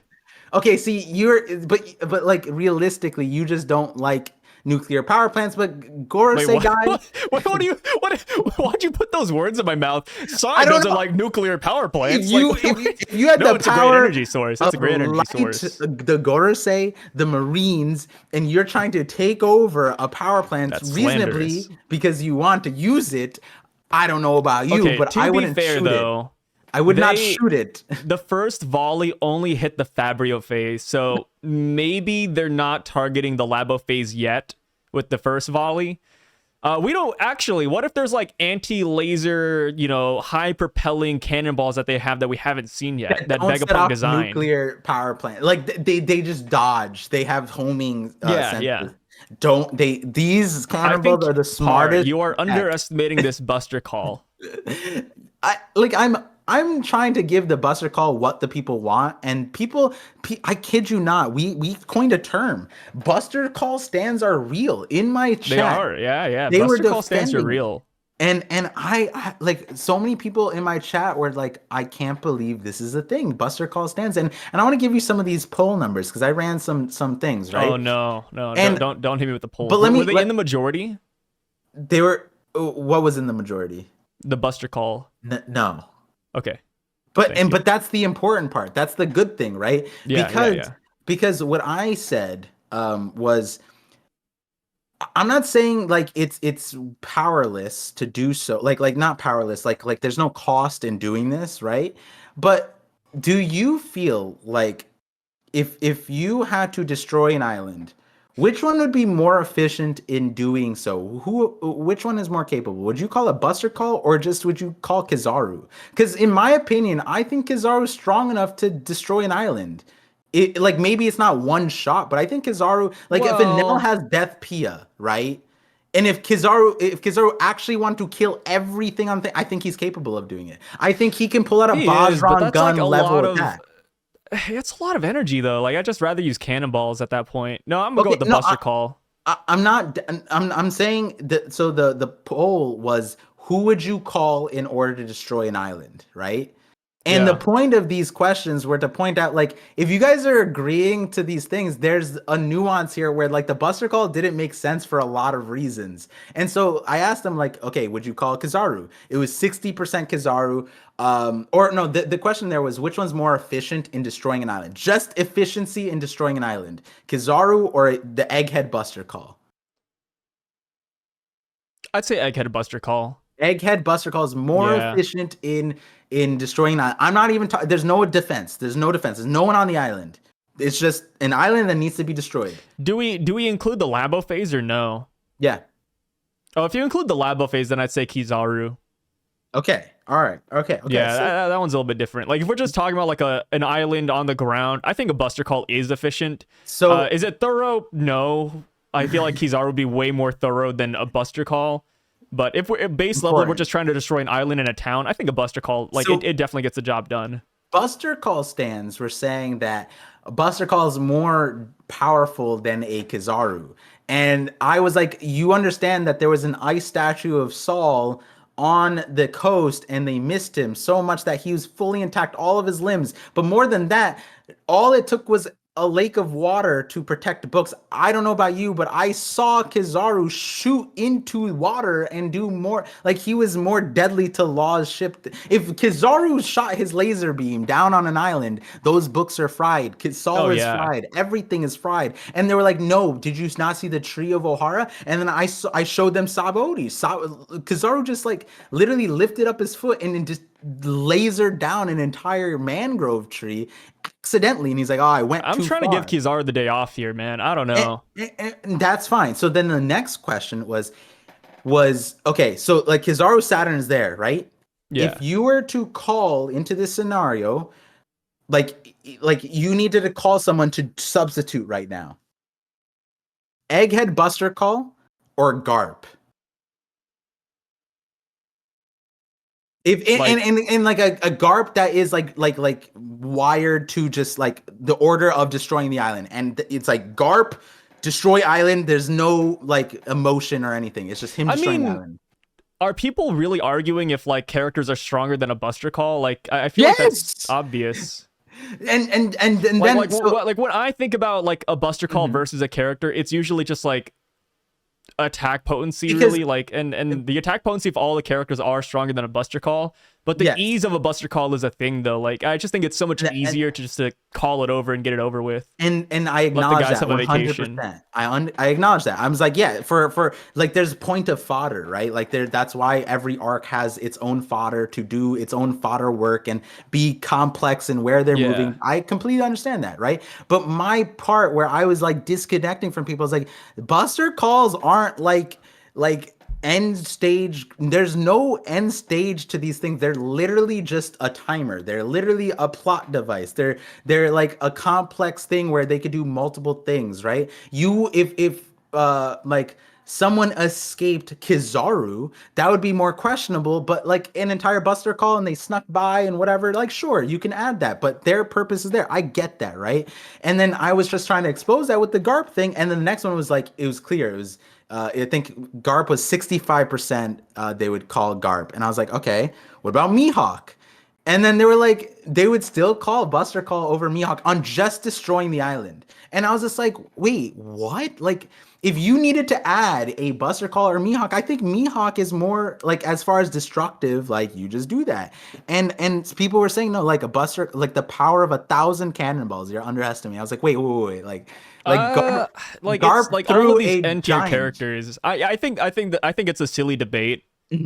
Yeah, Like just that's the point. It's these supposed to. these ends. This is a nonsensical topic, even I would say, because like every end stage character has like some sort of island buster. Like Luffy has the Bajrang. It's like, That's would you my rather call point. Luffy's Bajrang gun or would you rather call a Buster Call? And And it's like and I'd probably call the Bajrang gun, to be I was like, honest. it was like fine when people were anonymously voting because I was like, all right, some people are trolling, but like people were actually coming back in the chat, and I would come back to my chat and I'd see people like, no, like, wait, what? And they would say like 1,000 Buster Call to the point where there was a bunch of people because like we have 4 hour streams, so when people need to hop off of like lunch break or work, whatever, they were leaving off. People are either super chatting or leaving off like, and by the way, like makes no sense. Like Kizaru, blah blah blah. Should this shouldn't be a thing? And people were like, T. I was like, wait, what? What do you mean? And then that's why I ran the poll, and I was like baffled. I was like, wait.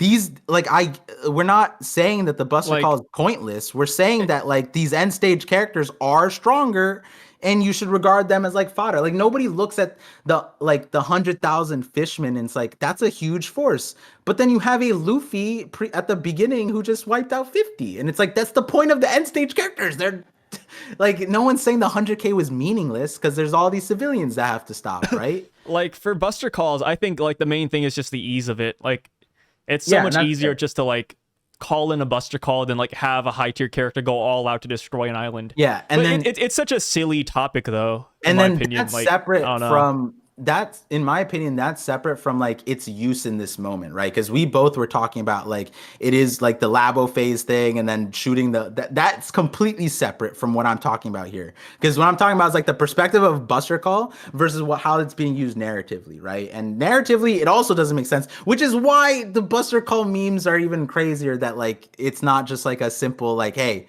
Like people are treating this like the Zoro Lucci thing as far as what I saw in my chat. And I was like, oh my God, wait, hold on. This is Thankfully, I haven't seen any of this. yeah, So, good, I mean, good. I was Yeah, and saved. that's what I'm like. Maybe it's just live stream memes. Like I people think are it's just live trying to. stream memes. Yeah, it I has think to they're be. pranking you. I couldn't tune into Cole's, but like I wanted to see what Cole had to say about it because Yeah, he would have the I most think they're shenanigans. Josh on you hard right there. That's what I'm hoping for. People were using their YouTube accounts, not even their burner accounts, to defend it to a crazy level.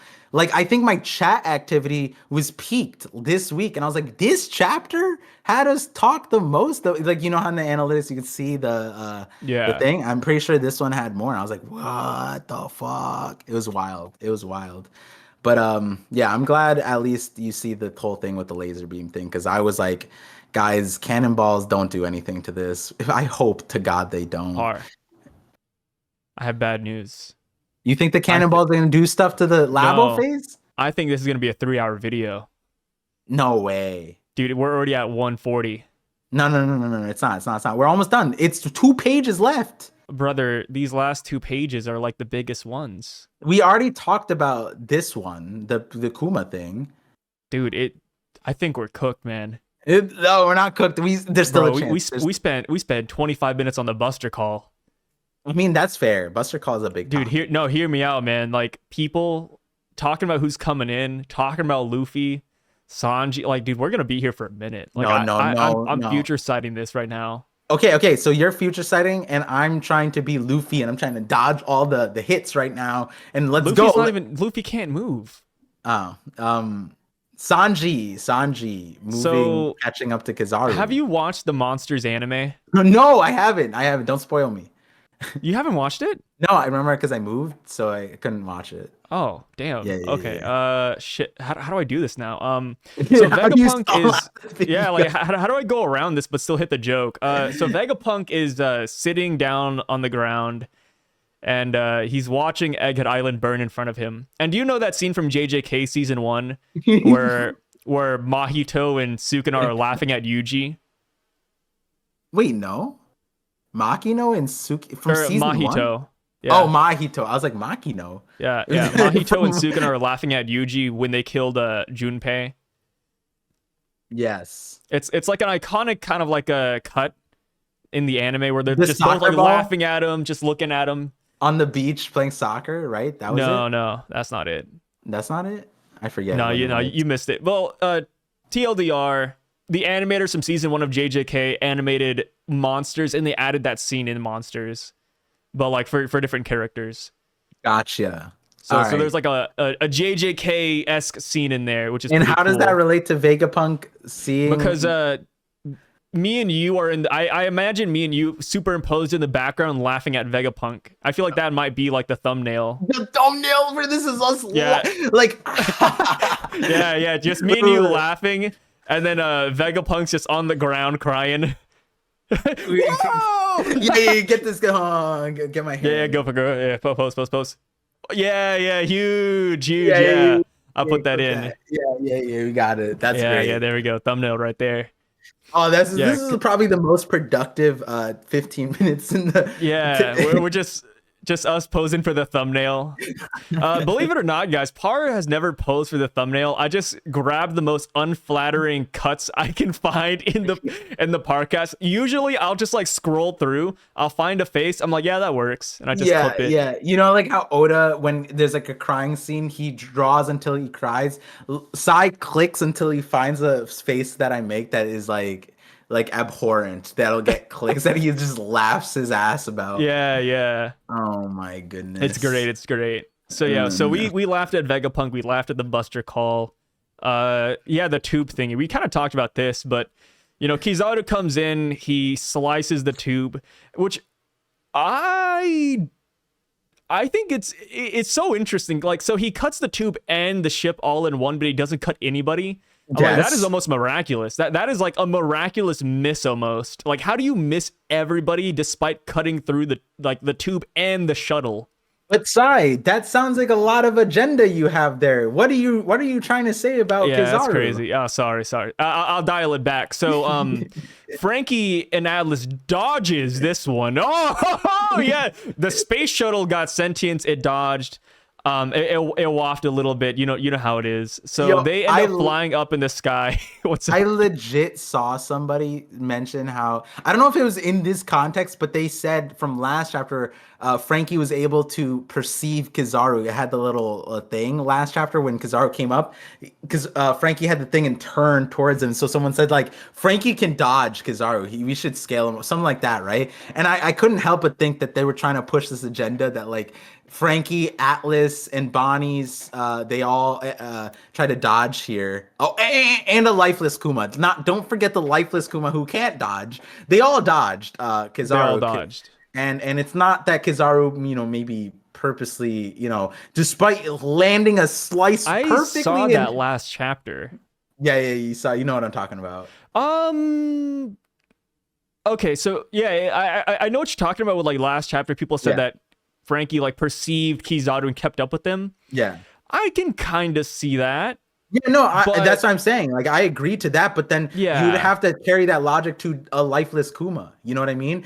Atlas, who's not a combatant, or he's sort of a combatant, but none of the satellites are like that cracked, right? So it's like, damn, like, okay, Frankie can observe, but what about the Kuma who can't? Like, it's like Kizaru. I don't know. Purposely, I feel like it's a purposeful thing, right? Funny enough, I never saw this as a purposeful like Kizaru miss. I'm sure he's glad that he missed because he probably doesn't want to kill Bonnie. Yeah, especially since last chapter he was like Bonnie John. Like he was about to break out in tears, right? Yeah. He was laying on the ground. He not in tears. I guess in tears about the last part, but I was more like he was worried for them. But as for sure, like clearly we're establishing I'm the biased one, you're unbiased, but you also believe that it is an interesting point that Kizaru didn't hit anybody despite hitting a line on the ship that's going super fast, vacuum speeds. Sure, it's hard, but he's the speed of light, right? It shouldn't be hard for him. Yeah, I wasn't even trying to get onto the notion that Kizaru like missed this intentionally. I was more so just laughing at the fact that in general it missed, because like Frankie and Atlas and Kuma, they take up the entire shuttle. It gets cut in half, and yet nobody's hit. Like, that's kind of like, I didn't even look at this until just now, and it's like, that's kind of crazy. It's kind of impressive if it was intentional. If it was very impressive. If it was intentional, I'm not saying it is, but like if it was intentional. If this was intentional, it's impressive. If it's unintentional, it's still really impressive luck. Like this is like that is like. I don't know. Like the more you look at it, the more you're like, wow, how did nobody get hit? Yeah. And you gotta like, if it was intentional, then what were the intentions? But these are some big ass characters. Like Frankie's huge. Atlas is bigger than Frankie, and Kumo's as big as Atlas. Like these are big guys. Yeah. And none of them got sliced. And that's crazy. Do want to, there's no agenda here, but like there is a separate agenda that like. What do you think about Kizaru pulling out a sword? Is he now?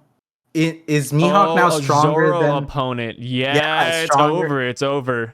Do you think he's the world's strongest swordsman right now? Because he's an admiral level character holding a sword. God.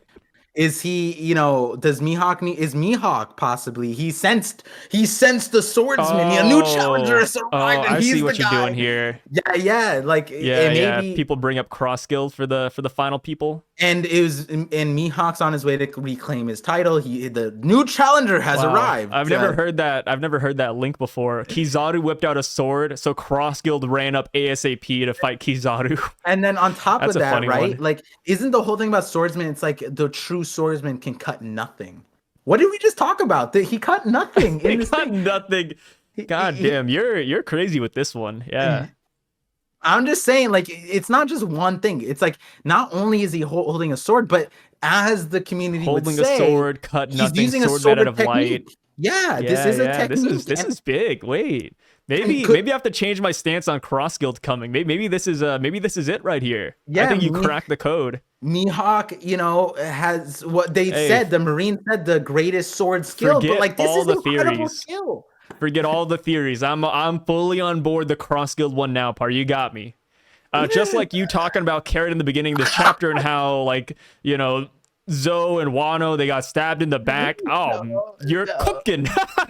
No. You got this one, Par. Woo!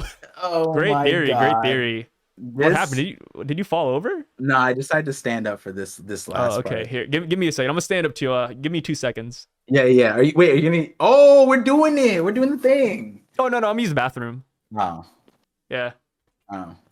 So he's gonna cut this out, guys. I'm really upset about how. All right. Sorry, I'm back. I thought this was gonna end at 2 hours, so I scheduled an inner body bathroom break, and yeah, That's you know how body, it is. Inner body bathroom break is crazy. Yeah. We were supposed to end this by now, but here we are still. So yeah, we're on the last page though. Don't underestimate this last page, Par. We spent 50 minutes on the first page.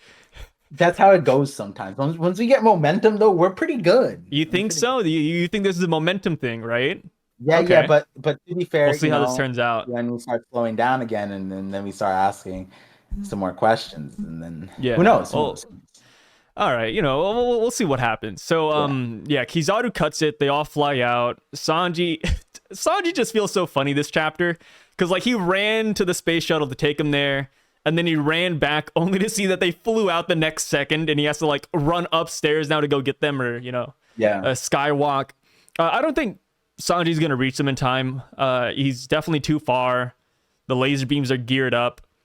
We have the title drop where he says, "Hey, it's the height of folly, ha ha ha." Saturn's like, "Pacifista units, kill Bonnie and Kuma. She's gonna die to her own dad and clones." This is great. What if it's Marco again? Stop. So like he blocks all the lasers and he's like, the stars have arrived or some shit, That's another really good Par theory. Wow. Wow. First we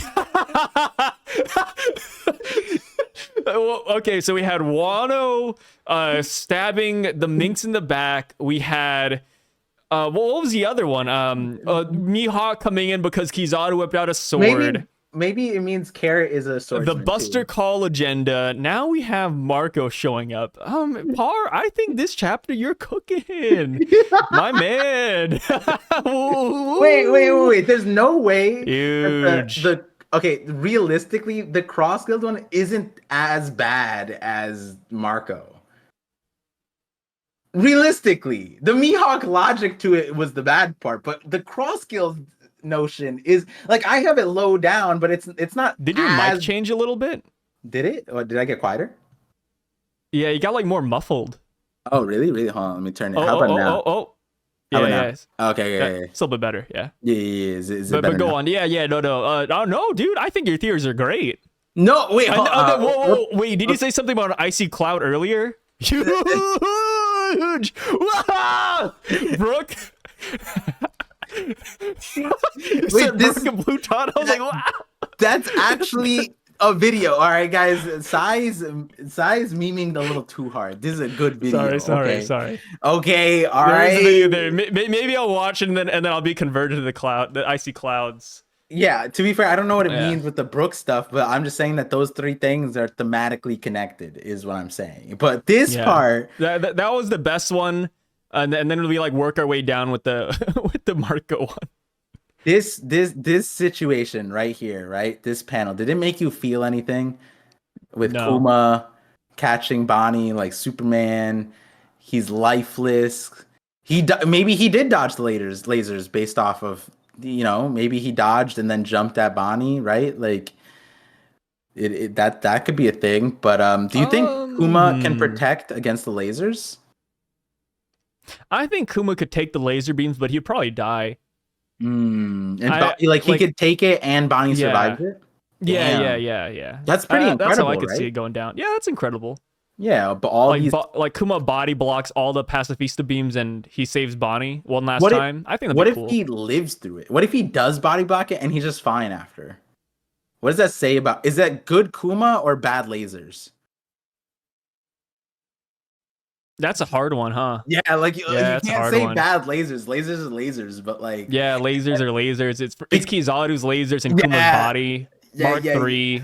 I think you'd prefer that it's just Kuma is but we just put it all in the Samoan body. Yeah, I mean, I'm pretty brutal when it comes to my storyline, so I'd probably want to kill Kuma here, but Yeah, yeah, yeah. like I feel like he would live. I feel like he has to live through this. I don't think this is where he bows out yet. Yeah. So then, do you think someone blocks the lasers? And you said Sanji Yes. probably doesn't make it. Yeah. Where do you stand actually? Because I feel like I've talked about this a lot. Now I'm curious to hear another opinion. Like what do you I think never is thought happening about here? this until this What? moment. Yeah, I didn't even really Wait, think what? about You talk it. what? What? What did you live stream, brother? You talked about fighting the Buster Call for like 50 minutes, and then you're telling me you didn't think once about the final page? What? No, What are you talking about? we spent the other part on the Luffy eating and the ship that's coming. And our theory. We haven't brought up our theory that Our theory, could yeah. be true, but this that like if Huh. Sanji makes it to the thing, right? I kind of just Yeah. put it in a box where it's like either Sanji saves them, but it doesn't feel like it, or the person who's coming, like, or that entity, if there's nothing else, then that person saves them, right? Though I think the least likely thing is that Kizaru is the one who like redirects it as the man of light and he just like eats it and he's just like, oh no, we don't need to laser them, Saturn, or something like that. But that would be weird, right? So that's why I'm like, for Oh, I me, didn't I think about think like Kizaru. the body blocking thing, someone body blocks it, and it being a third party. That kind of, if they're en route, and that's how we ended the chapter, that could be the way you tie in all the stuff. I personally, I didn't think about the ship stopping thing, but I did think about it in this scope. It was either Sanji or something else, and I was like, well, Yeah, I'm gonna think about the something else, and that's what the that's last fair. ship thing is, I like So that. yeah, but then I Kizaru can is see like a your string of small. logic. I like it. Yeah, so we Uh, talked about it. so Kuma dies this chapter, and then we see that Luffy's eating. We see that Luffy's eating food at the vending machine, and I'm just like, yo, like it's Luffy eating food. It's nothing new. Luffy always needs a lot of time to recover. Like I think like 10 minutes at Dressrosa, he left for like a good hot minute at Onigashima eating food and flying up and giving Momonosuke a speech. Like Luffy's known for taking long breaks. Hmm. Even though he's an emperor, I don't think anything's gonna change in that regard. And I feel like that's Yeah. fine. I know some people look at this and they're like, oh, what is Luffy doing? But Oh, I don't think what? it's bad. Yeah, No, yeah. people like to pit like the whole Kizaru versus Luffy thing, and they take Uh-huh. it to that extent where they're like, oh, Kizaru got back up, but Luffy's not. And it's like, it doesn't matter too much. This is literally just Luffy. This is always Luffy. This is Yeah, permanently Luffy. Like yeah, unapologetically so. Like what was the guy's name in Dressrosa? Gyats or something like that. yeah. Like You had to Luffy carry him for needed. like 10 minutes. Yeah, it's like regardless, it's Luffy's whole thing is like people help him because they want to help him, not because they're commanding to, and they believe in him so much that they haven't fought this entire time, and they'll do it. And sometimes it appears like this, right, where he's fed. We still don't know technically where the first source of food is, but that's like the point. So one of the thoughts was that the Cipher Pole agents that were upstairs, they were like, we need to pay back the Straw Hats, and that's because they want to, even though they're on the opposing side. And for me, it's like I didn't question Luffy at all. My thing is like you can't say seize him quick. He's an emperor after every single other thing that you did in ignoring him when he's sitting right Yeah. there.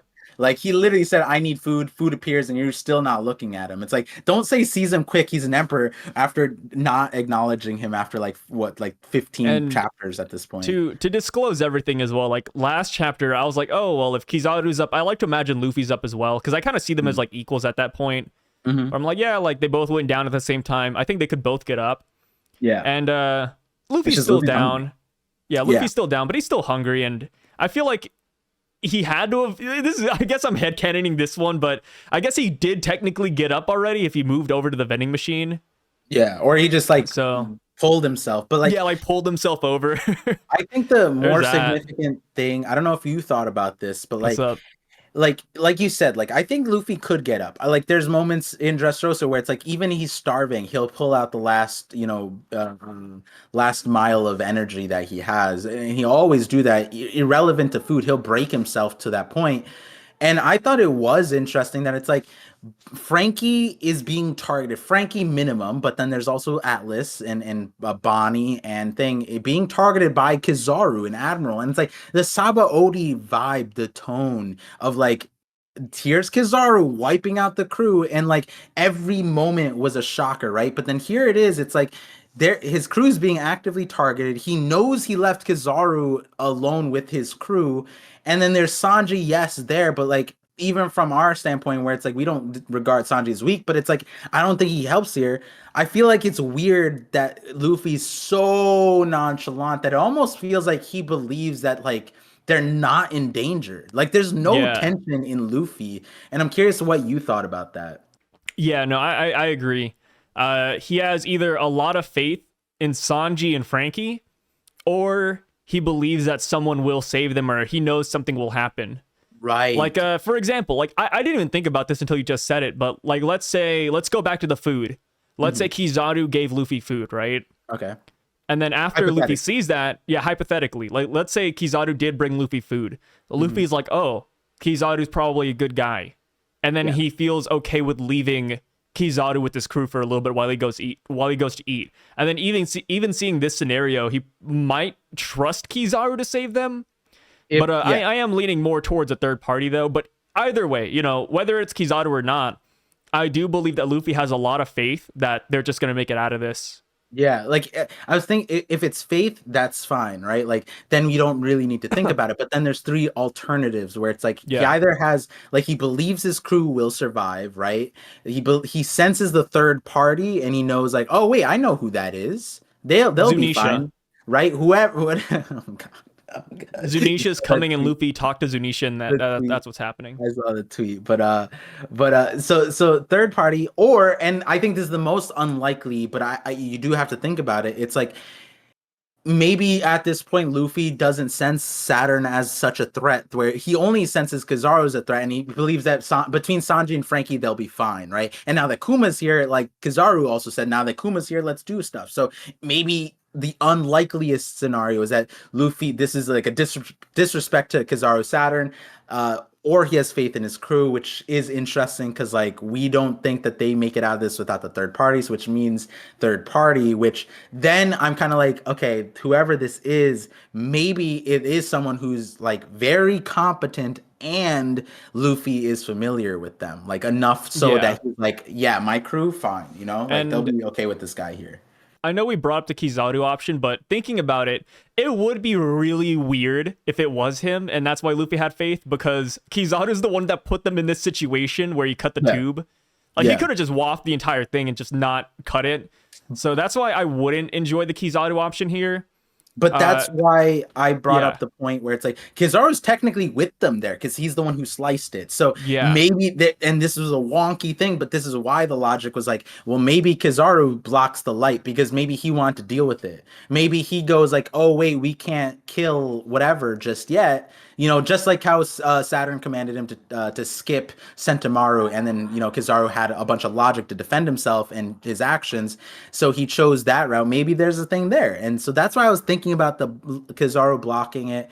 But again, I don't know how that plays out, and I do like the third party. I feel like they'd just be safer up in the Labo phase, because like with Kizaru doing this, he kind of did block them out of going upstairs, which is their escape Right. route. Right, and that So would have been better off for him in the yeah, long run if he was yeah, flipping, if he was yeah. in the hypothetical, right? So that's why it's like, damn, like think third party makes a lot of sense. Now there is a fourth minor thing where it's What like is it? Vegapunk's lines here could indicate what's to come. So he goes, Bonnie, when I heard you had become a pirate, I couldn't help but dwell on the worst case scenario. A pacifista won't hesitate to shoot you if the Navy commanded. They might look like just like your father, but they don't know or care that you are the daughter of their progenitor, right? And it could be the fourth scenario where it's like there's some weird way that the pacifistas get commanded down, and they don't finish these laser shots, and that would be whole like that's a plot thing that's like It could very be like the hard. necklace that Bonnie got, the Right, true right. command chip. Yeah. So I have been thinking about that, but that would disconnect the third party coming, which is the next part, and saving this, which would tie it together. It'd make it separate scenarios, which is, I think in order, like, sometimes Oda goes with a cleaner, like less complicated option. So, but there is a world where the pacifistas ironically don't end up shooting Bonnie despite what Vegapunk said, which would fall in line though with the rest of what Vegapunk said, where he was baffled that Kuma is even operating right now, able to, fight Saturn the way he is. He said, like, you shouldn't be working. This is beyond science. So maybe a beyond science scenario is what comes up with this situation, because Vegapunk rationaled that, like, you are a pirate, these are pacifistas, they're not your father, they shouldn't have any bias towards you. So maybe he was wrong about that because it's beyond science, some kind of emotion thing or something. So this is a fun... gets proven wrong like multiple times in one arc. That'd be hilarious. That's not proven wrong, but like baffled. No, impenetrable fortress. Impenetrable defense. This defense is impenetrable. We don't have to get to it. Oh, what are you talking about? Watch the cannonballs actually penetrate it, though. And then what are we gonna say? You would feel like a goober. All those Buster Call enthusiasts, man. Oh, dude, they'd have a field day with you. I would feel like a goober, but I would also not, because then we're just making Vegapunk bad. At that point, what are we sacrificing to make the Buster Call good? We're deflected to Oda. Yeah, at the cost of Vegapunk's every word in this arc. Then, like, you feel like the Scabbards when you show up at the coast and nobody's there behind you. You're just waiting for Oda to back you up. Like, it's just an empty shore, rain, broken ships, broken promises. And but then a majority of your viewers who went after then Buster Call Kinemon's just laughing at you. A majority of your viewers after the theory video where they believed the Thousand Sunnies Adam to be indestructible. That's so crazy. They would be upset because that would, in your scenario, like, the Scabbard show at the coast, that would mean the Thousand Sunny got Here's destroyed. The thing, I don't get a lot of this isn't like a flex, but I don't get a lot of dislikes on videos. Yeah. But the one of my most disliked videos, which is like just 5%, it's not like a lot, like 95% likes, 5% dislikes, but the 5% dislikes were on the video about the Thousand Sunny being destroyed or like wrecked or injured. I actually dialed it back because I said, oh, like maybe not destroyed, but it takes damage. And then people really hated that. They're like, oh, like it's Adamwood, you know what I mean? Like it can't be destroyed.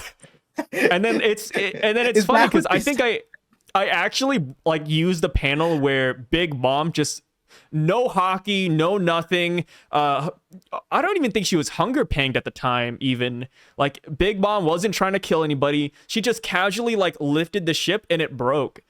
And then I'm like, And then Jinbei used Vagabond Drill and like the railing broke. I'm like, huh. Like, I don't know. I was like, yeah, you're right. The Thousand Sunny. Ooh, indestructible, guys. It's a poneglyph. Actually, are we the man marked by flames? But Sai, Big Mom is an iron cloud that her defenses can't be pierced by even missiles. Oh, yeah. And then that's when I brought up, because the whole thing with like the Sunny being injured is like, I brought up Kizaru. Like, I said, yeah, Kizaru could like, if he wanted to, Kizaru could probably destroy the Thousand Sunny. Yeah. But I guess not. Like, I thought that's like a hot take, apparently. Yeah. It goes back to the Buster Call thing, Buster Call versus Kizaru. Yeah, like it all goes back to that debate. When Kaku showed up and Lucci told him to destroy the ship, Zoro didn't need to stop the blade.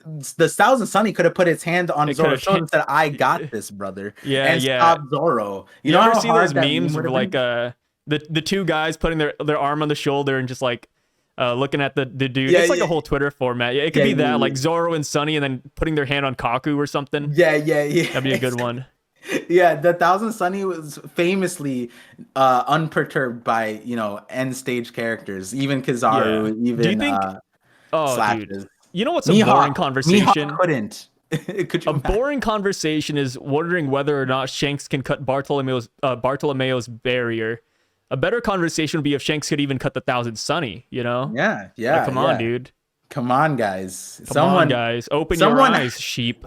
You gotta realize, like, Adamwood was realistically cut by Frankie to make the ship, no? Like, wait, what? Frankie, number one swordsman, because he can cut Adamwood. Yeah, Frankie can mold Adamwood to his own will. Yeah, like you were bringing all these things up, and I was like, wait, you had to cut the wood to make the ship. It's not just like the trees. Adamwood was shaped as the Thousand Sunny. Come on. Yeah, like Uh, Frankie prayed around and just like Play-Doh, you know, just like making the thing and then it hardened after. That's how Atom would work, so, right? Like, it's not to something be you just confused put it with in Morning water and Boy. it just gets malleable. Yeah, It's like a yeah, yeah. baby's head. Yeah, Um, that's crazy. it's like the head of a newborn baby. No way you just said that. Okay, Uh, all right. You know, speaking about newborn newborn babies, babies. So Luffy eating food here, just like a newborn baby because they eat a lot. So they can barely move, do you want to hear just like my a newborn segue? baby. What's up? Do you want to hear my segue that I was about to Go for do? it. Yeah, I was yeah, gonna go say, for it. Go for it. just like a newborn baby, we birthed a new theory point about who is showing up on the egg Oh, island. woohoo! Yeah, the egg birthed No, like I'm afraid because newborn. like I mean I feel like every option I bring up isn't like new, which I Yeah. mean is fair. Like I'm not trying to be original, but like like we all have our ideas. But one last thing about We all Luffy can't be though. par vision, right? Yeah, With these we all. cracking. Yeah, guys, we all can't be par vision with what do you say? Like Mihawk showed up because of the sword, and oh Yeah, yeah, Zoe and Wano, yeah. I the wish I could be people like you, Par. the people who think that like Oh when man, Mihawk was got notified about the marriage raw thing and my don't acknowledge the newspaper in his hand, and they're like he was sensing everything that was happening there. That's what he happened there. yeah, I might have to grow out the beard. I've been plucking it too much. I'm gonna grow it out. I'll get Your some wife wisdom. won't recognize you after a few more of these calls. Yeah, she walks in, she says Par. She's What so are you so doing confused. here? Uh, so one thing with Luffy though, before we get to the last panel, Yeah. do you think Luffy has a Gear Fifth Tank Man version? Oh, that'd be fun. That'd be Yeah, great. Yeah, like a that's sumo kind of what wrestler. I thought of when like he said he could barely move. I'm like, yo, Tank Gear Man Gear 5, Fifth, Yokozuna. And then he goes into like, because it can't just be Japanese Tank stage Man. plays. Yeah, Yeah. Wait, what? Yokozuna isn't that the number one sumo wrestler? The Yokozuna? yeah. Yeah, yeah. Wait, what's the stage play thing? Like it just he just gets very like all of his attacks are Japanese themed, Oh, like based off of Wano stuff oh. because he's a Yokozuna. Yeah, no, oh my God. Is that Cyron? Wait, which channel Oh are my, we on? we're just on Psy, the OG one right Oh, now. okay. I Is that think. the oh man, the psychopathic thoughts? Like Yeah, I don't I know. don't know, man, but I was trying to think of yeah. it. Imagine Luffy goes Gear Fifth, like I guess Tank Man or whatever you want to call it, and he just deflects all the beams because that's also an option too. Oh yeah, do you Yeah, think these guys have hockey? Like the the people guys that are aiming? surrounding Luffy. Yeah, do you think they like what do you think it's still to the point where they just shoot him without hockey and they're like, "Oh my God, bullets are flinging back." I don't think they have hockey, but I do think they have courage.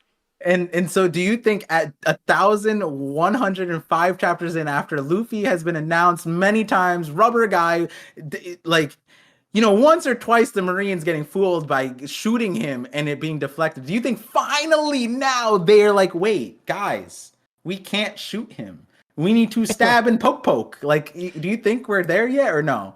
No, they're still pointing guns at him, and you know what's funny about it too?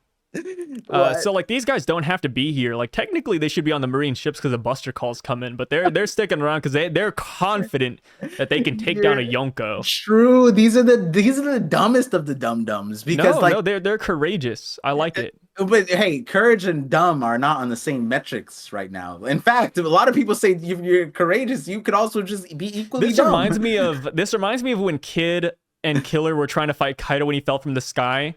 This is Luffy's scenario where they're like, oh, we can take down an emperor, and then Luffy's like laying on the ground, can't move or anything. Yo, that is so disrespectful to Kid Killer and everybody. This is their no. What do you mean? They're To be courageous. no, but you're right because remember, Kid came out of that fight saying we can damage him by punching.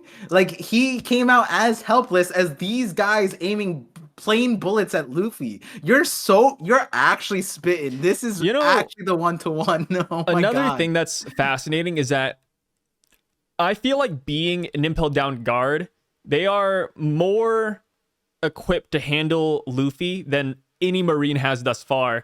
Because if you remember back in Impel Down, they shot Luffy. They said, oh, bullets won't work. Bring out the sea stone nets. Literally the next page. You're right. And this time around, they're still pointing guns at him. Like, not even sea stone bullets, no sea stone cuffs, nothing. Like, it's kind of crazy. Like, do you think they knew who they were going to fight? Like, it was in the newspaper. They know that Luffy was barricaded here. Like, I would have been equipped with sea stone all over. You'd be looking at me like I'm a box of Lucky Charms. Or at least swords. Swords are even swords, Navy issue, you know what I mean? Like these A guys dagger, are a knife. so courageous, man. Yeah, catch me with a good knife, it's over. Unless dude. they all have hockey. Maybe courage and hockey. Maybe you're saying they have so much courage, why not have hockey? They could have, this could be their hockey bloom fight, right? Yo, yeah, they're like, nah, you took my family at Marineford, and they go through it like we see a separate bloom. I kind of wish, I guess it wouldn't fit One Piece, but like, I feel like it would be cool if we eventually meet a Marine who really is like a truly good guy, and he's like, yo, Luffy, like, you guys like killed my family, like all my comrades. Oh, not Kobe. I was like, you were describing Kobe up until that point. Yeah. Like, just somebody who can really demonize Luffy. But I feel like One Piece isn't that type of series where they would show that amount of gray. Not yet. Not yet.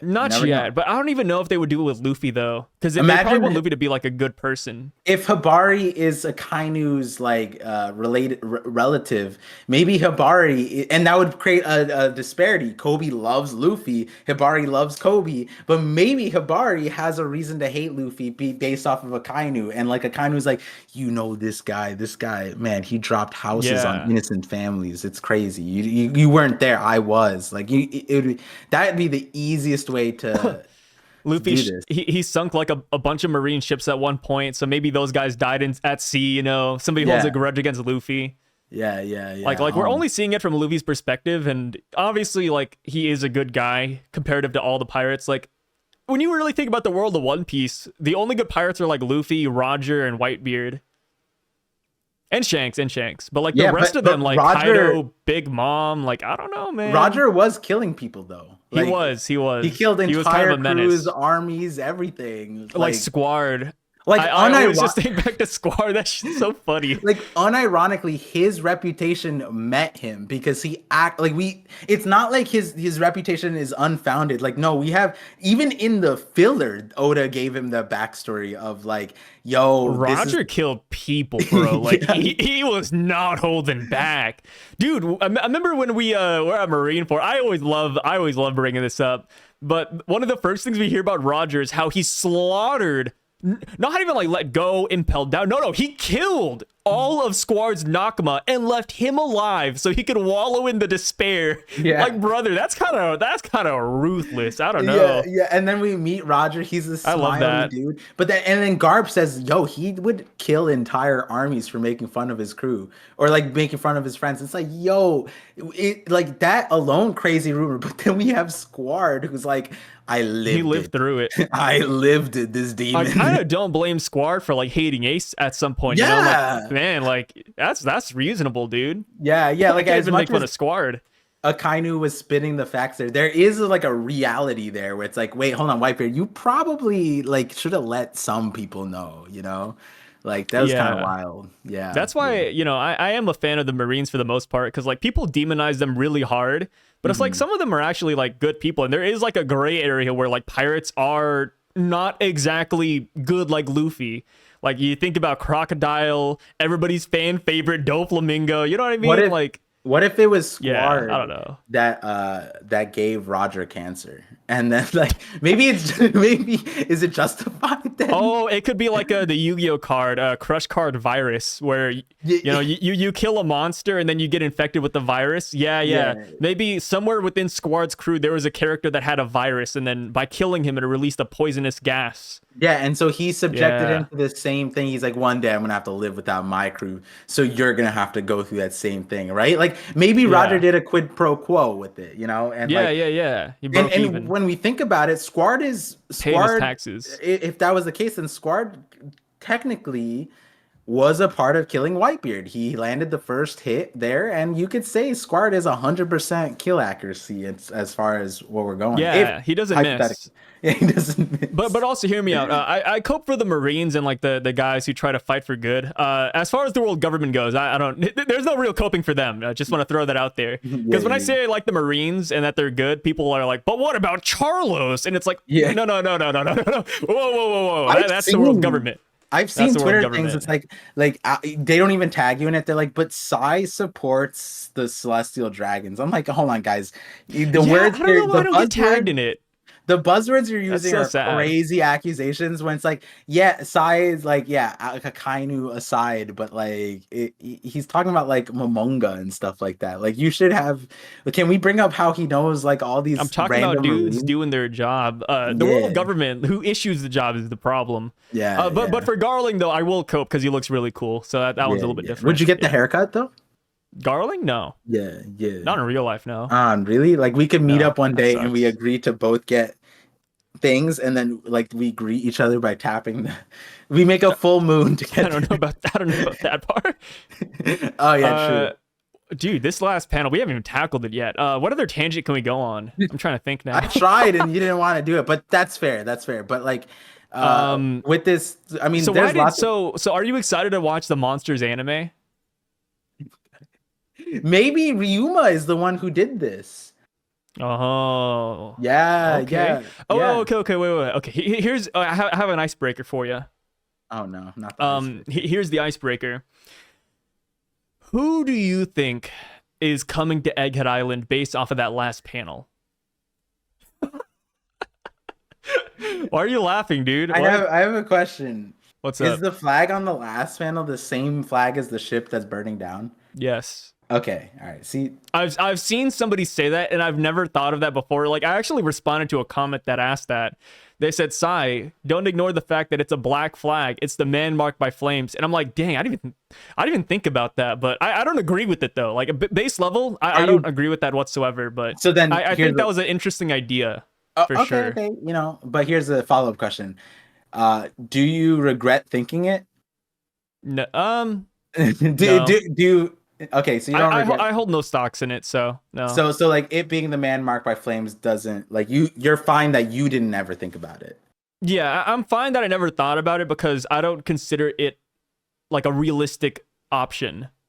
Well, okay. So separate to that, I don't think that the flag has any meaning as to who it was, right? Like, is that what we're supposed to get? Like that the because I saw some people use that logic that the flag at the end in meaning is showing us like an inkling of who may come. And I'm like, I could get that maybe if it was a different flag, but if it's the same Hmm. flag and it's an empty ship and it's burned down, like and the other part of it is that it says someone else is on their way as the note. But again, that's not written by Oda. That's not the editor. That's a Shonen Jump note that they add to the magazine. Yeah. So someone else is on their way. That has no meaning to the flag. That's just the place where they placed that text.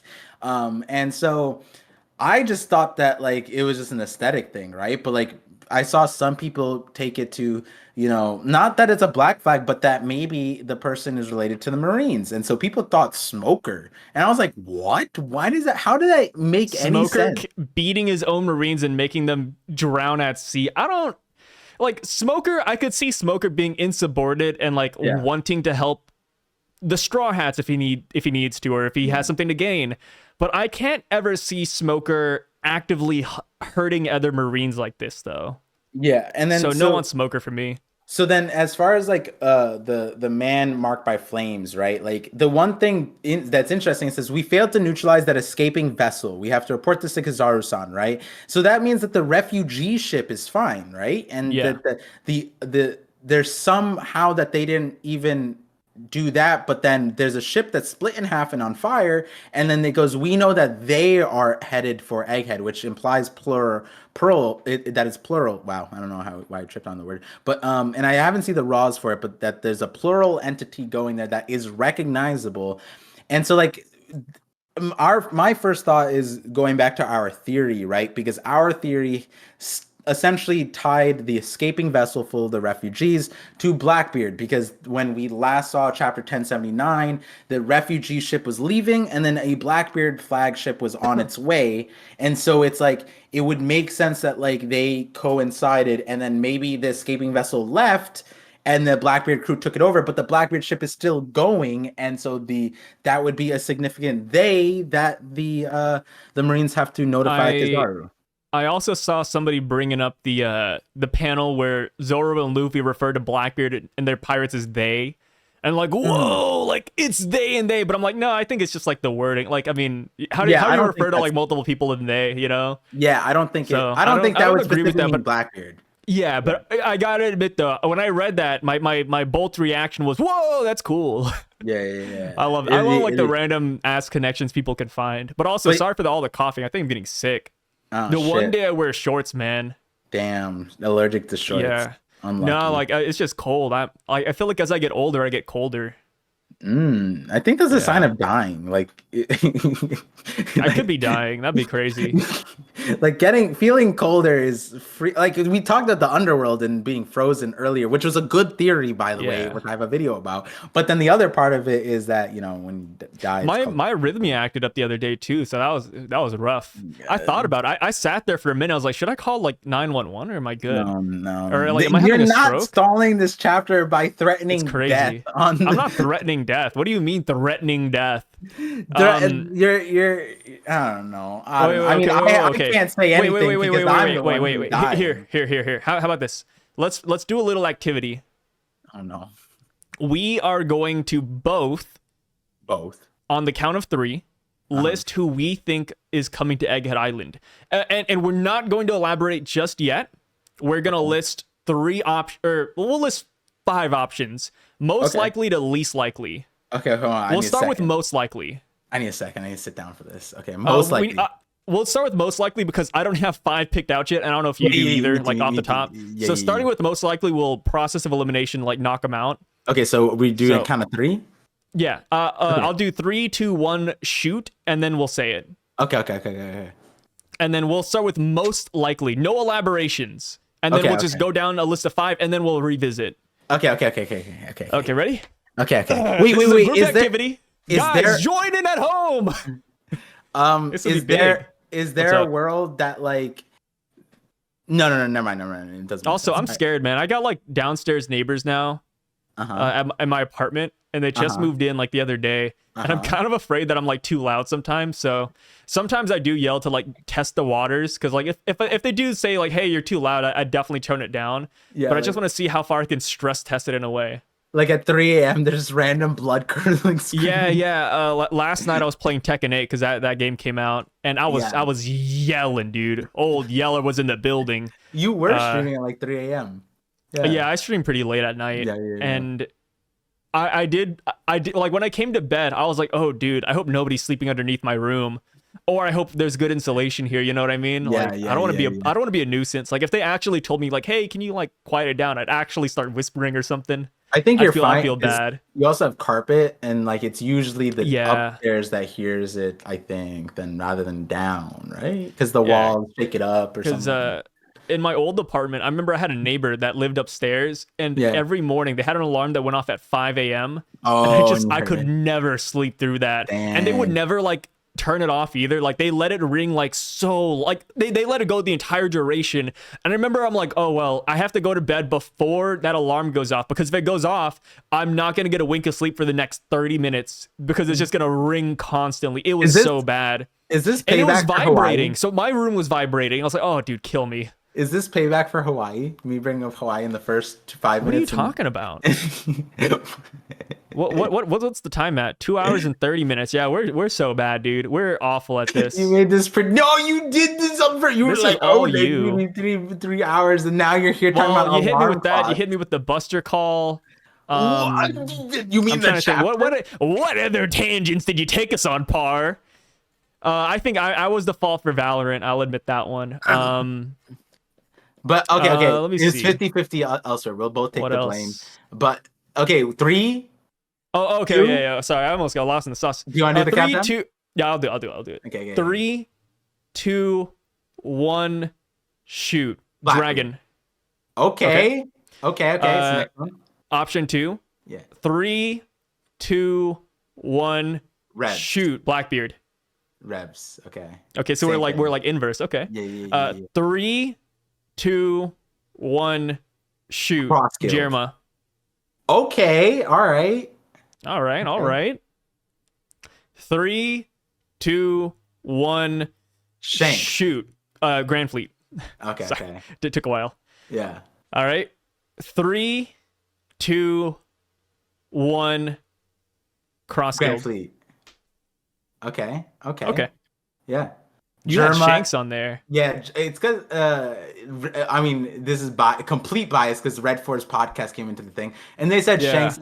I like the idea of Shanks mainly because of proximity, and they had an information finder, and we know that the newspaper is out. So it's Yeah. like between the two of Shanks having proximity, like they're literally on the island that if Luffy just went left, he would have made it there. And that's the next island, presumably for Luffy. So it's like if he's there and he was on his way out and he gets a newspaper because that FBI agent, narc guy, was keeping track of where Blackbeard was going. There's even a world where if Blackbeard was headed towards Egghead to chase after Luffy, and that's what Shanks thinks, then he could show up anyways. So I feel like Shanks is not an awful choice because there's a lot of ways actually that he could make it here.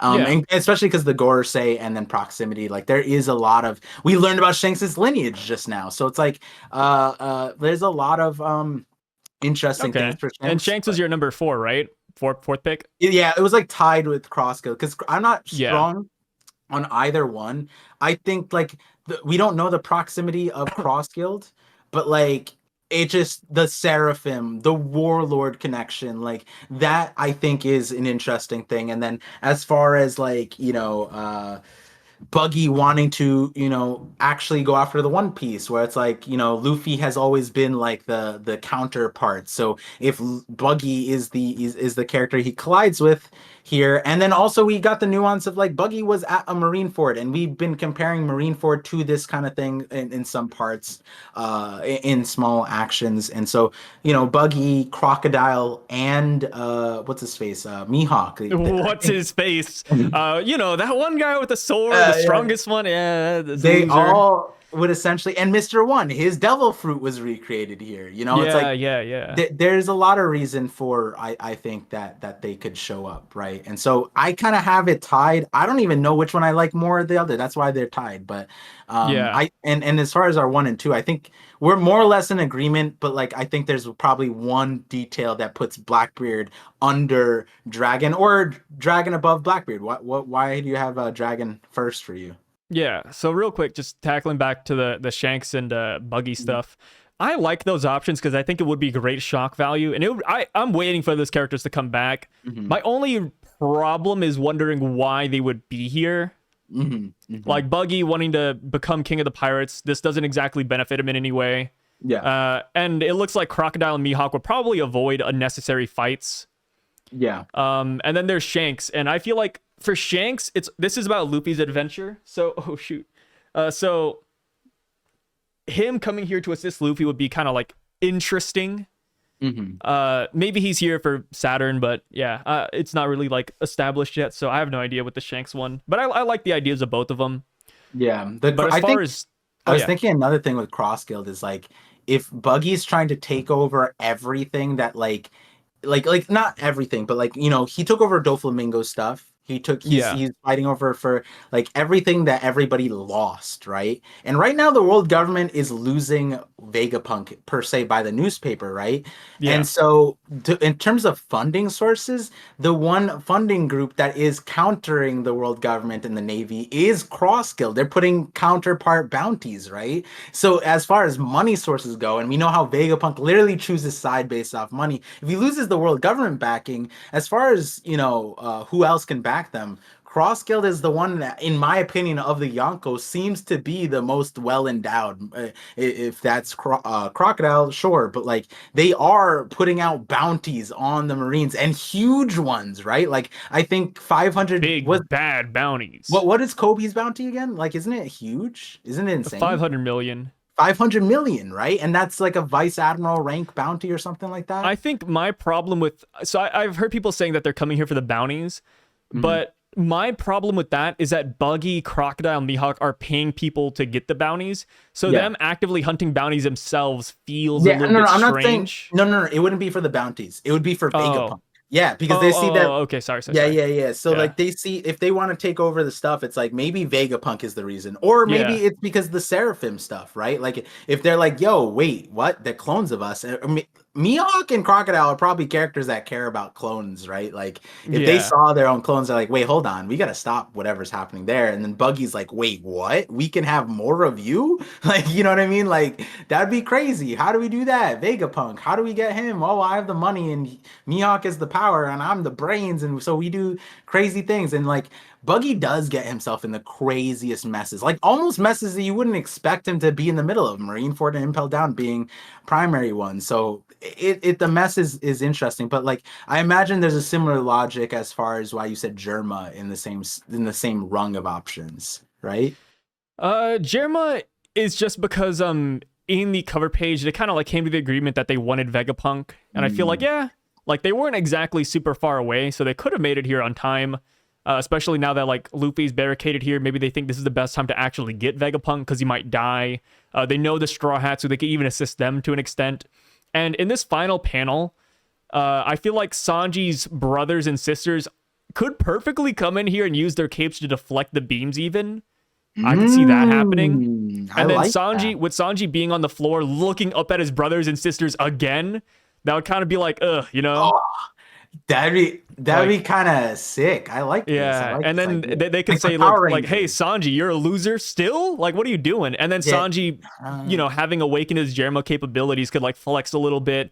Maybe like Judge could like acknowledge that Sanji is like his son when his eyebrows change. Like, I feel like there could be a lot with Jerma. And then, of course, like we have the scientist of Neomads versus Saturn, the scientific defense god. And if Jerma does show up here, that could be ooh. one of the situations where I will actually believe that Saturn will die, or at least like get Mm, defeated. Because I mm. feel like Neomads, as strange as it sounds, I feel like Neomads and any character related to science are going to be the ones who beat Saturn at the end of the day, whether it's Ooh. here or later. Like my pick Okay. against Saturn was always Neomads. Like you can go back, like the minute we met Saturn and we learned his title, I was like, oh, that is a Mads. Well, I don't know if I said Neomads, but that is like a new Mads type of fight. Yeah, Like yeah. Caesar, Judge. My one like sad thing would be like I kind of want Queen here to complete the old trio, but Yeah. Stussy's here even. Maybe throw Miss Balkans in. Like yeah, maybe this isn't where we beat him, but if Uh-huh. Jeremy were to show up, I'd be like, okay, I could see this happening. Wait, did you have Germa above or below Straw Hat Grand Fleet? Above. Above. Okay. So Jeremy then was my third choice. I like Germa a lot actually now. I like it a lot. And Like it's probably in this. What did I have? As one, two, three cross skilled Shanks. I'm putting Germa in that rung and because Germa is cool. I like last thing it. with Jerema is that with Caesar and Judge being here and with them having that science background along with Vegapunk, I think that if they were to show up, we would get an inkling or learn how to actually hurt Saturn. Like maybe Mm. Judge and Caesar are like, hey, Vegapunk, you didn't think about this, and then they blast Saturn, and then Saturn actually takes damage he can't recover from. I think that'd be really cool. Yeah. I think they could be the solution to like how to hurt this man. Just like they I, use their scientific noggins and they do something awesome. one of my theories, it was like you. There's no way you'd remember this, but there's a theoretical reason why I like this a lot because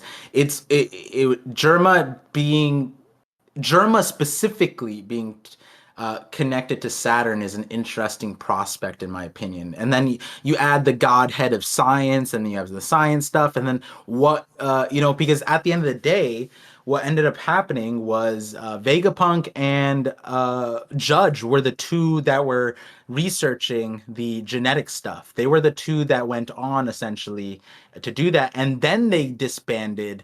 And so that means that the world government acquired Vegapunk. Judge was left to the wayside or chose the other way, right?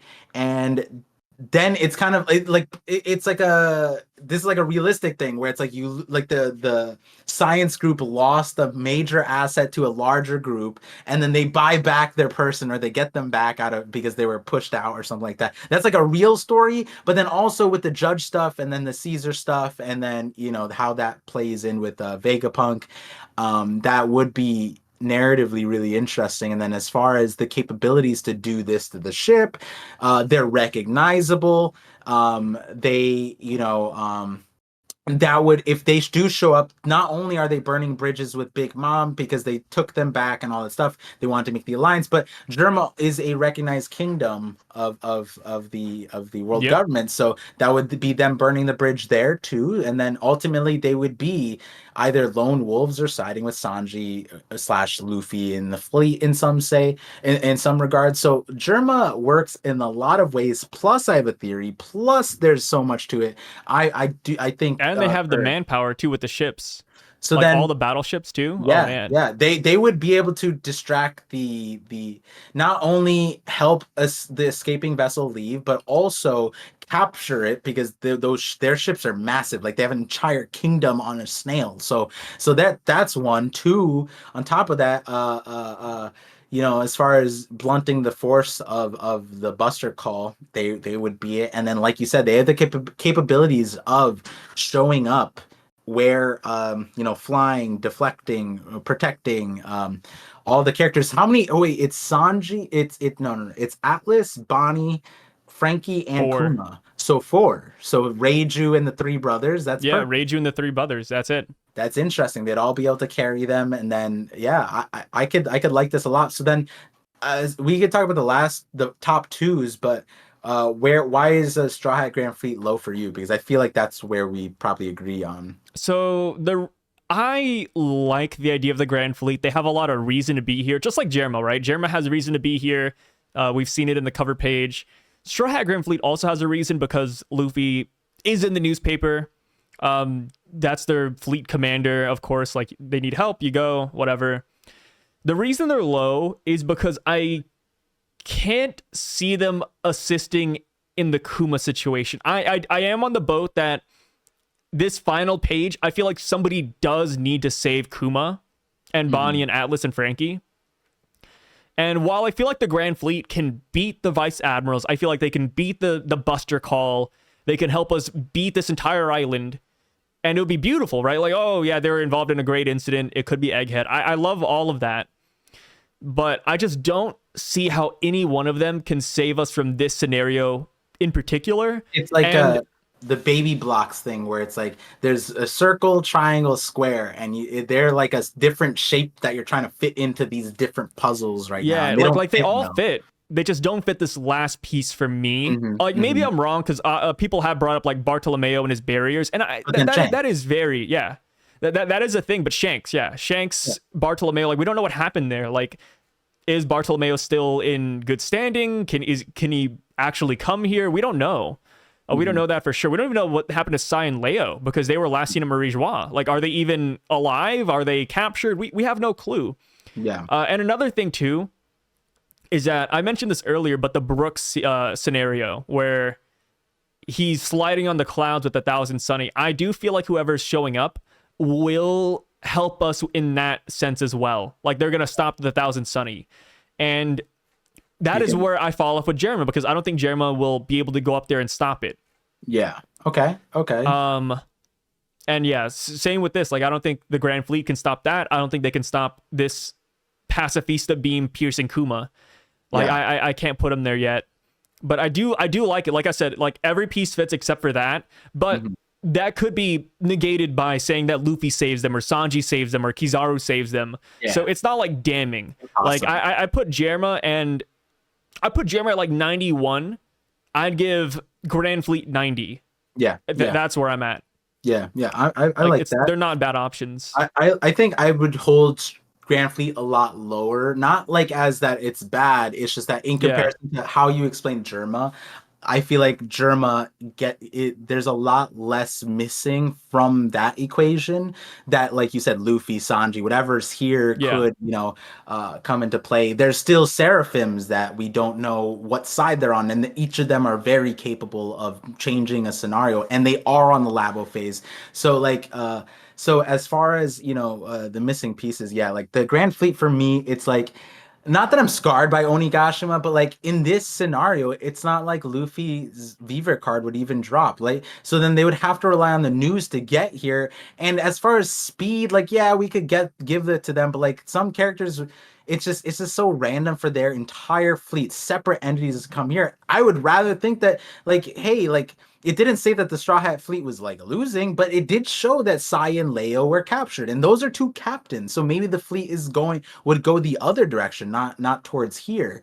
And so it is, and then on top of that, we're crippling a large power in the Grand Fleet as Barto, who, as far as most of these like, I think Barto could block the lasers. I think that Yeah. even though the Kizaru lasers, they are pacifistas lasers first, right? So I think Barto would be the character that would be doing that. But then it's Shanks, and it's like I'm not saying like we're not off screening random surviving Shanks when Shanks specifically said, "Yo, we gotta take care of him," right? So like there is a weird nuance to that. Maybe there's a lot of weird explanations, but I don't. That's less simple. So that's why it's like lower. But yeah, I think Germa, Crossguild, and Shanks share like a bubble, and then above that is Dragon, mainly Dragon Sabo, and then like if I were to separate it, it'd be Dragon Sabo as a separate thing, and then Revs, and then Blackbeard Pirates are in there. The only reason the Blackbeard Pirates feel better to me than Dragon and Revs, and is that is the reason why I separated them,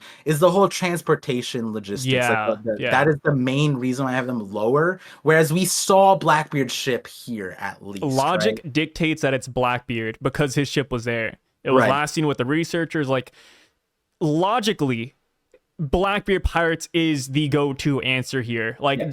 like it just makes the most sense Yeah. when you Yeah. really think about it. But I put Dragon Sabo in the Revs, or even just Dragon Sabo. I guess we don't have to care about the Revs too much. They're all Right, fodder right. anyways. That's what I'm saying. Dragon Sabo alone could Yeah, make a it could lot be them more alone. sense. Yeah. So the reason I like them is because they have so many ties to Egghead. They have so many ties to all of these characters. Bonnie, Kuma, Vegapunk, Kizaru even. Like the Gorosei because he's a Rev. Like there's so many ties to Dragon. And And Sabo. And Sabo. and Sabo, yeah, met. yeah, yeah. Sabo And, met. and here's the thing, like, so I think Dragon can easily come in here. He's a character high tier enough to probably deflect all of these pacifista beams. We know that he has wind related power, so he could fly, he could float, he can save these guys from the sky or in the air. That's And then his MO. Sabo, the reason I like Sabo as well, and what kind of puts the Revs above Blackbeard for me, in terms of like just like winning on this island, is that Sabo, I think he's a great candidate for stopping the Thousand Sunny. The clouds are icy. Sabo uses his fire. He blocks it. And another thing why I think Sabo is perfect for this is because Sabo is a Logia. He can bypass the security dome. Yeah. He can easily just fly through, stop the Thousand Sunny, and then guess what? Sabo has non-canon beef with Lucci. I think that if Lucci isn't destroyed by Zoro or Jinbei, Sabo's like, hey, I'll take care of this guy. Don't worry. Like, I'll beat this cat. It might even And- be canon if Baltigo Oh, yeah. is a real thing, right? Like, because we don't know which CP0 members, but we know that Lucci is a CP0. They went to the Revs, and so we don't know what interaction happened there, but we do know that Sabo was there when they had to evacuate. So it could actually be canon beef aside from Stampede, right? So Yeah, like I do think that Dragon and Sabo are just perfectly set up to be here. And them traveling fast, yeah, they're Logias. They can fly. Dragon has wind. Like, there's a lot of interesting things you could do with this. Somebody made this point, and I'm not too sure I feel about it because I feel like it's the flimsiest argument, but they said in the last panel, like, the flag is fluttering, there's wind in the background, the ship's on fire. Like, Dragon and Sabo, which, you know, like, anything to make my point feel more legitimate, sure, why not? I'll go with it. But yeah, I just feel like Dragon and Sabo make the most sense here for me. I feel like they're just set up for it. And of course, it would tie in like Sabo's interaction with Bonnie, even because at Marie Joie, it felt really weird. Like they never had to meet like they met for a split second. Sabo picked her up and took her to the pillars, and that was it. Like, and then she was like, "Hey, I'm going to Egghead Island," and he's like, "Cool, see ya." Yeah, and then And we it's like also we could have payoff for that here. and we also know like if even her saying I'm going to Vegapunk, right? Did Yeah. she didn't say Egghead there, right? She just said I'm gonna go see Vegapunk. I'm going directly to Vegapunk, right? And so I think she said Egghead Island actually. do you remember what Let me chapter that was? here. We'll we can keep talking. I'll look it Yeah, up. yeah, yeah. So that aside, right?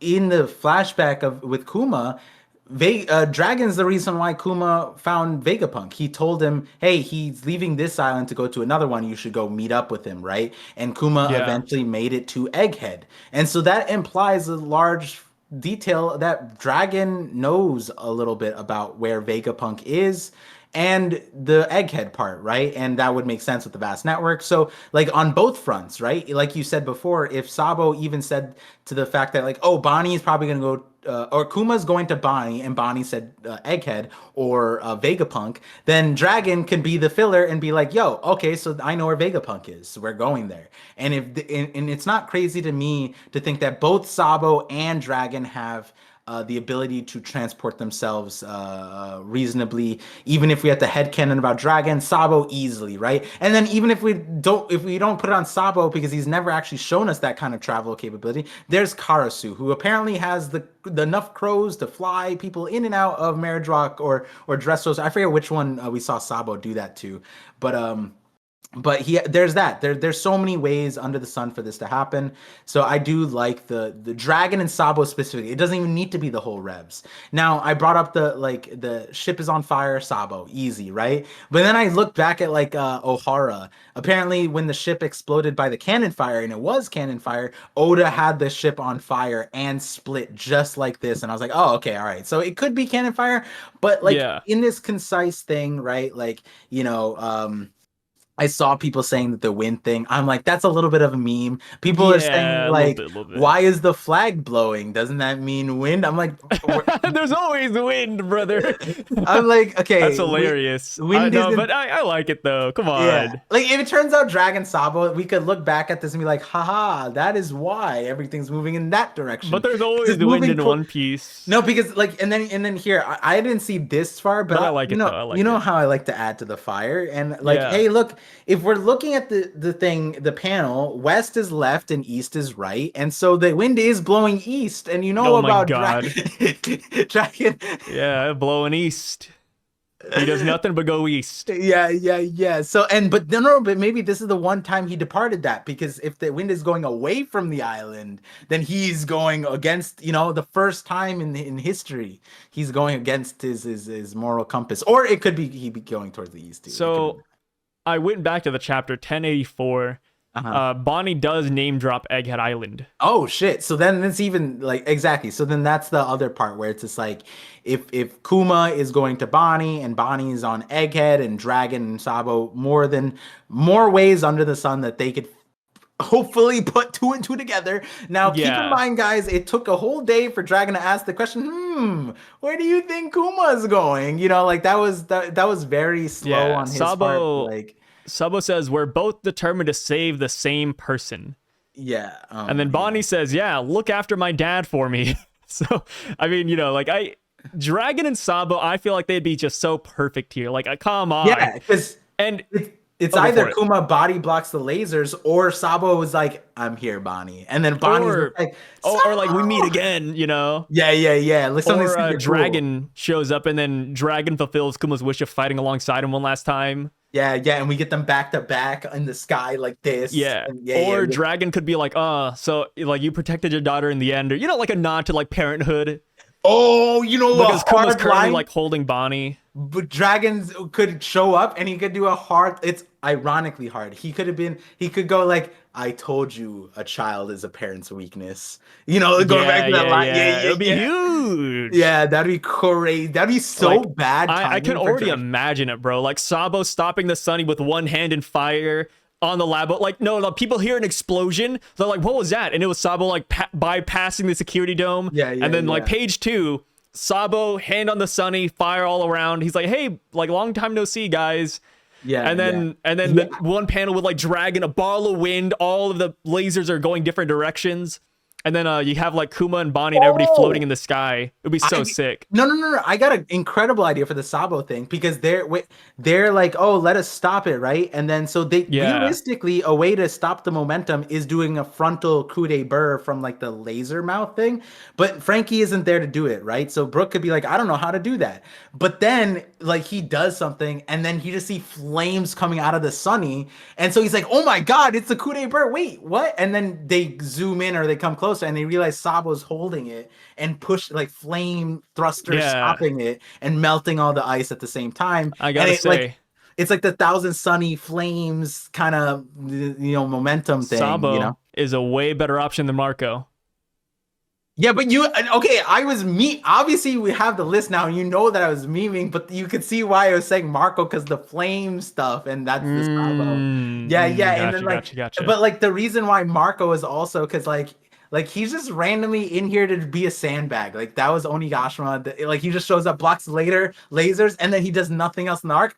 It could make sense, right? And then No, the no, arc is he's worn simple. out, Par. He's worn out. Come on. Maybe Remember he healed like a what, like the Yakuza leaders or something? wait, That's big. That's big. maybe Marco shows up.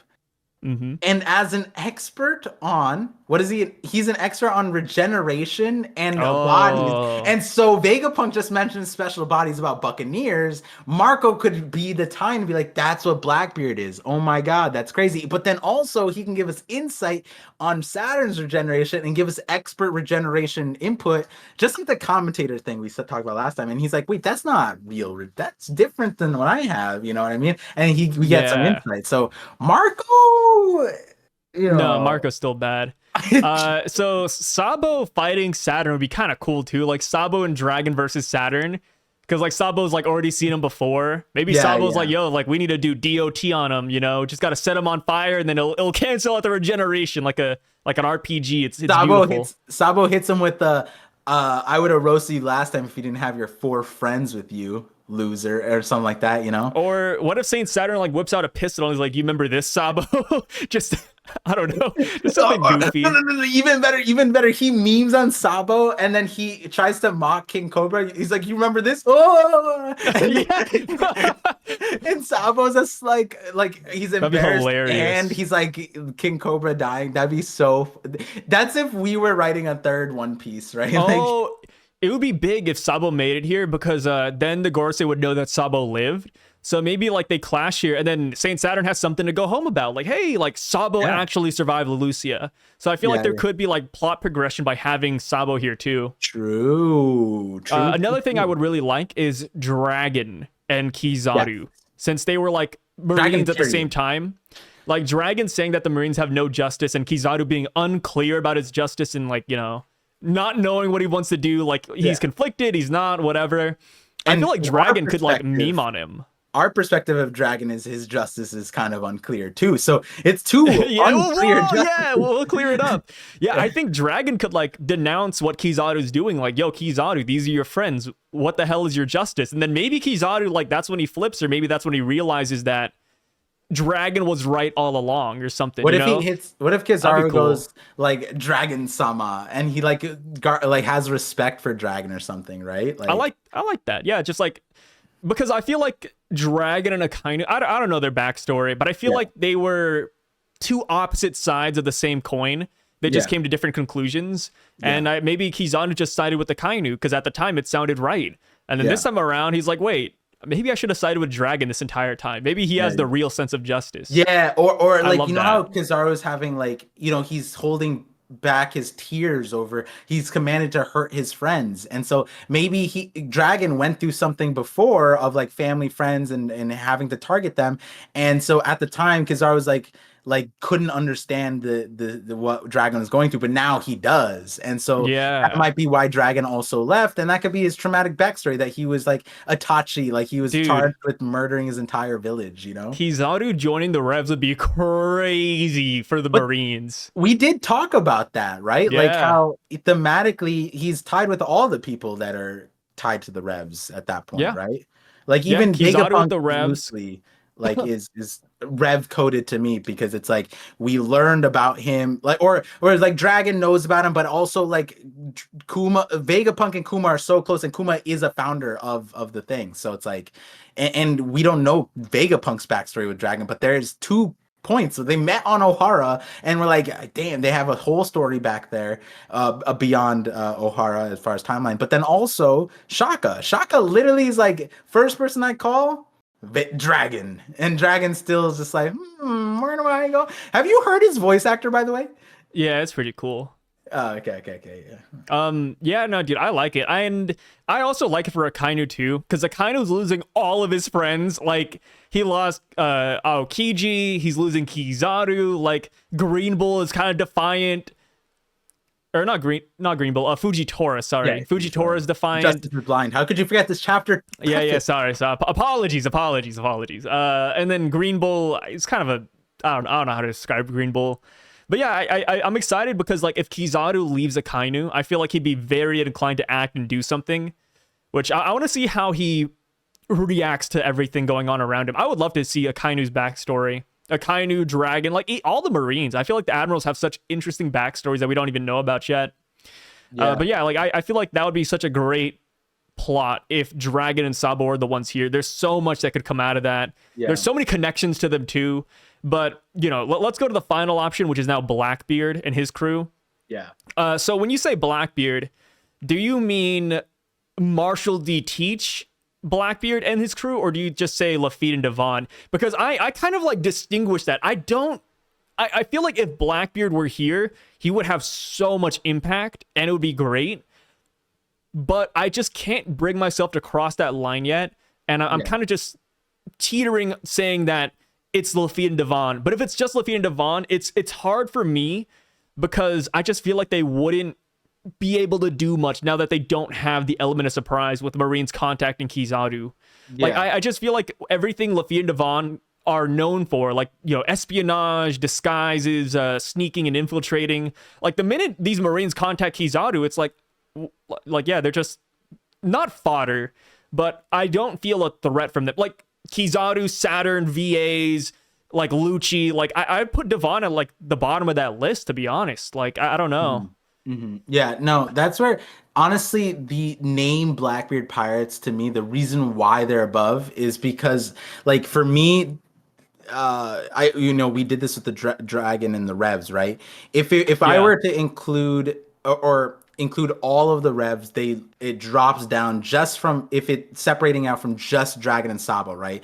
In a similar vein, if we were to separate out and I were to choose the Blackbeard Pirates, they would be below Dragon and Sabo. But just the choice of Blackbeard Pirates is higher, mainly for the same reason why Dragon and Sabo are lower. Is this like Oda hasn't placed them here yet, other than the narrative, and Blackbeard is their ship was here narratively tied to this escaping vessel, and that's where if I were to talk about, you said 91, 90 for Germa and Grand Fleet, I would literally put these at like 99.5 and 99. Like they're that close, but like the reasons why I like Dragon and Sabo are almost the opposite reasons for why I don't like the Blackbeard Pirates, because the parts of as I admitted earlier, I didn't see the person who's coming here being the interrupter for the Thousand Sunny. I saw that as possibly,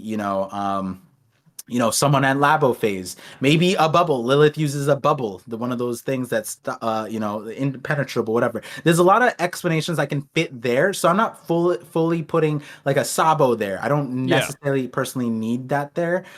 So for me, it was that Sanji moment that, like, I also agree, the way it was played out, it doesn't feel like Sanji's the right character to deal with the reality. It's like, it's not just Kuma. Yes, they're aiming at Kuma and Bonnie, but like there's also Atlas and Frankie there, right? Frankie is also there, and so it's like there's a lot to protect there, and one person going up there to stop Kizaru plus the beams, it almost feels like there's like either a multiple entity of Germa or a significant character like a dragon, but then you also have to give them motive. Like, if the characters I think that could stop this situation would be like Kuzan and Blackbeard, and maybe like Van Augur who comes in and warps or something, And right? even then, why would they help us?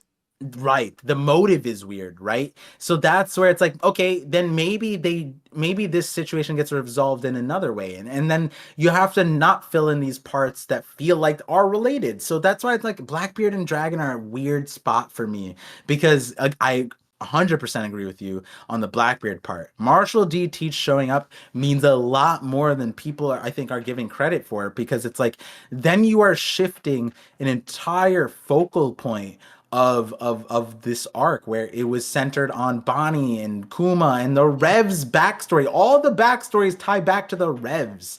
And so it's like that, and it's like a crescendo effect that we're getting more included into the Rev story.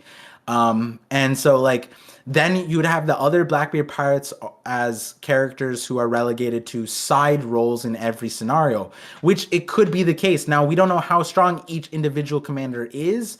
That would be really interesting to see how much they could affect here. Their devil fruits can do a lot more than I think a lot of people give it credit, though. To the point where, like, yeah, I think they're capable of doing this to the ship. I think that they're capable of doing a lot to the pacifistas, even.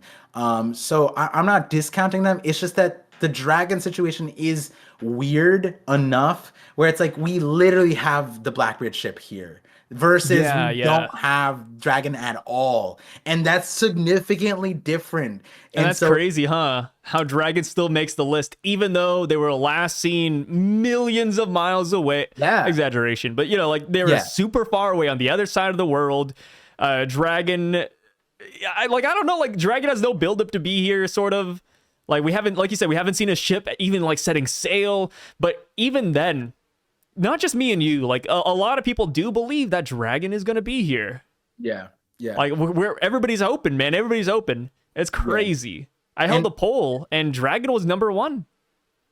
yeah, I think like it's not even like it's just the narrative is so strong, like to every angle, every relation comes into fruition to the point where, like we talked about last week, it's like it makes more sense for Dragon to show up on Egghead than later on, because it's like if Yeah, later on is Elbaf or later on is something else, then like we just diffuse so much build up for the Revs that like the only way to really carry that momentum is to like introduce Holy Knight conflict to that point. It's like yeah. because that's like Dragon's only thing that he marked as an antagonist. But like this is his son, this is his friend's daughter, this is him, this friend, like this is Kizaru, Vegapunk. like Vegapunk. Come on, come Yeah, on. like his There's a his lot.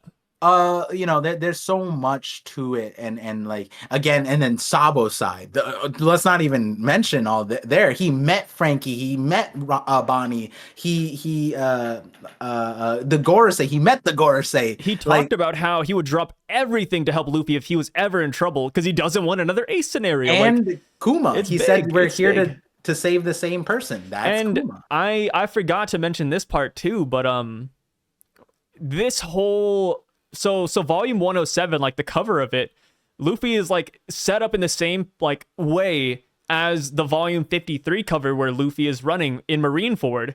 Oh So yeah, people yeah. are comparing that. They're like, yo, like something, like that is when Ace died. Like, Sabo's coming here. I don't know.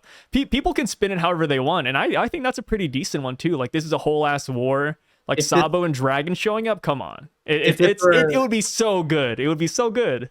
if the it, like not just to boost the Dragon and Sabo part, but let's just say the Revs too. The reason why I have the Revs higher up there too is because if this were a Marineford parallel, then Ivankov was the Rev that was helping Luffy out there, and here it would be Kuma, right? The two founders outside of Dragon, and so it's like it could make sense for him to show up here, or like Dragon and Sabo and everything, Ace Yeah. Sabo, right? There we go. And it's like a lot of people even think that there's some kind of connection between Whitebeard and Dragon as far as narrative goes, father connections, that kind of thing. For the last saga, I'm not saying for here, but yeah, like there's so We even. Oh, much sorry. reason. No, I was just gonna say that there's too many reasons to not like to overcome the hurdle of Dragon and Sabo not physically being nearby, right? There's too much to give them. Yeah. We even have the stupid Marco setup, which I think is still so goofy. Wait, what's Where the Marco setup? do you remember back on Onigashima, or not Onigashima, Wano, Uh-huh. where Nekomamushi's like, hey, I'm gonna go get Marco and see if he wants to join our fight. And it was a In the whole little note. thing. He goes to Sphinx Island, and Marco's like, well, I can't go to Onigashima. I have ties here, but why don't you give Luffy this note? And then Yeah. Nekomamushi's like, yeah, I'll do that.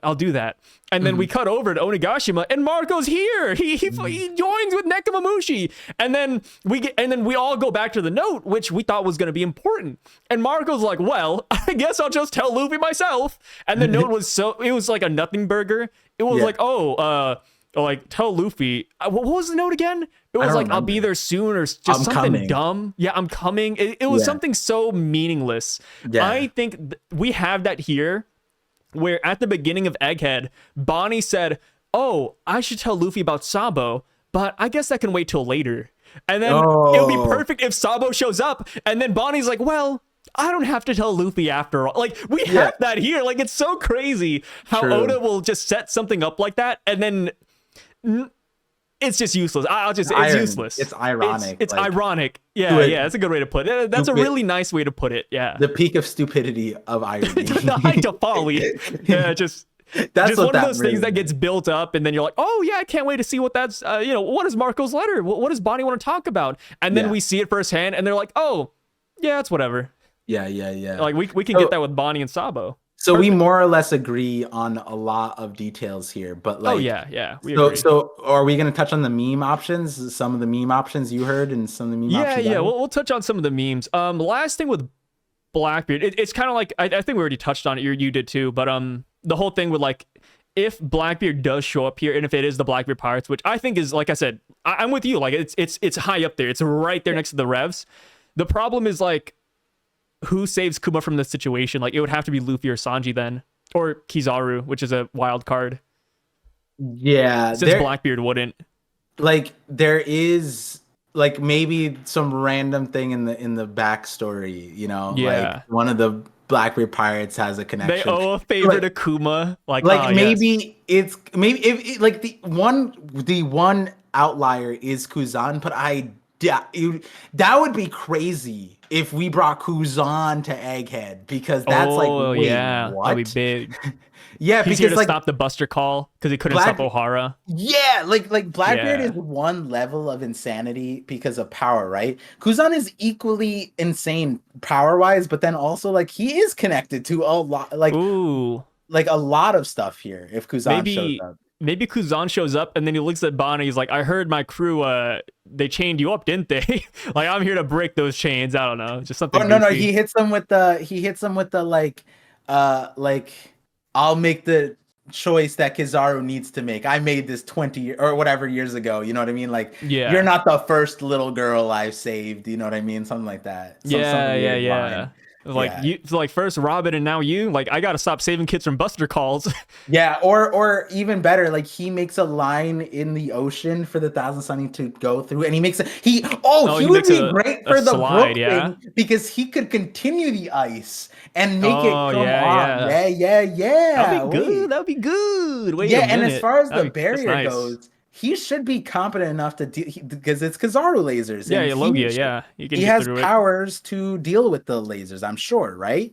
And so Yeah. like maybe he is it's not an ocean road. He makes a sky slide that continues the brook slide. That'd be sick. it. That'd be sick. And here's another reason why I put so much emphasis on the Brooks and like the Brooks scene to tie in with the like Okay. people who are coming, and that's mainly just because of how much page Oda dedicated to just that event.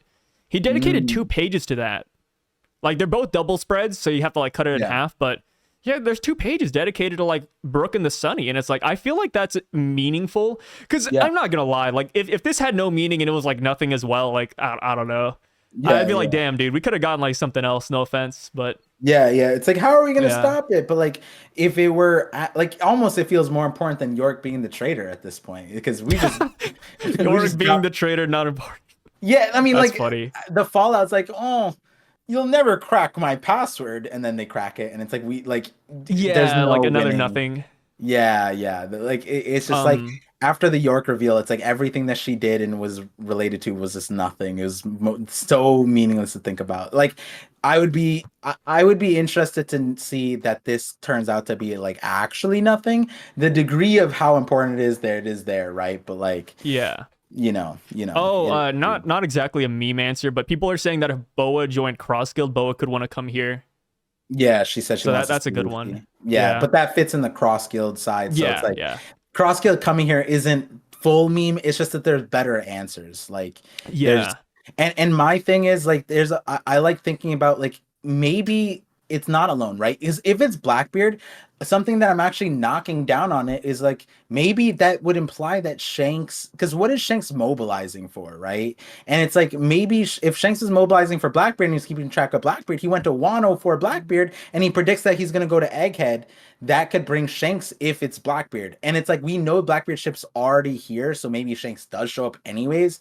But if the Yeah. revs are in the case, you don't have that like baggage of like another thing. But then also it's like if it's Barto in the Grand Fleet, but then Shanks is tied to that. So it's like these other ones get Oh, tied to weird places. What I do you got say? cracked, dude.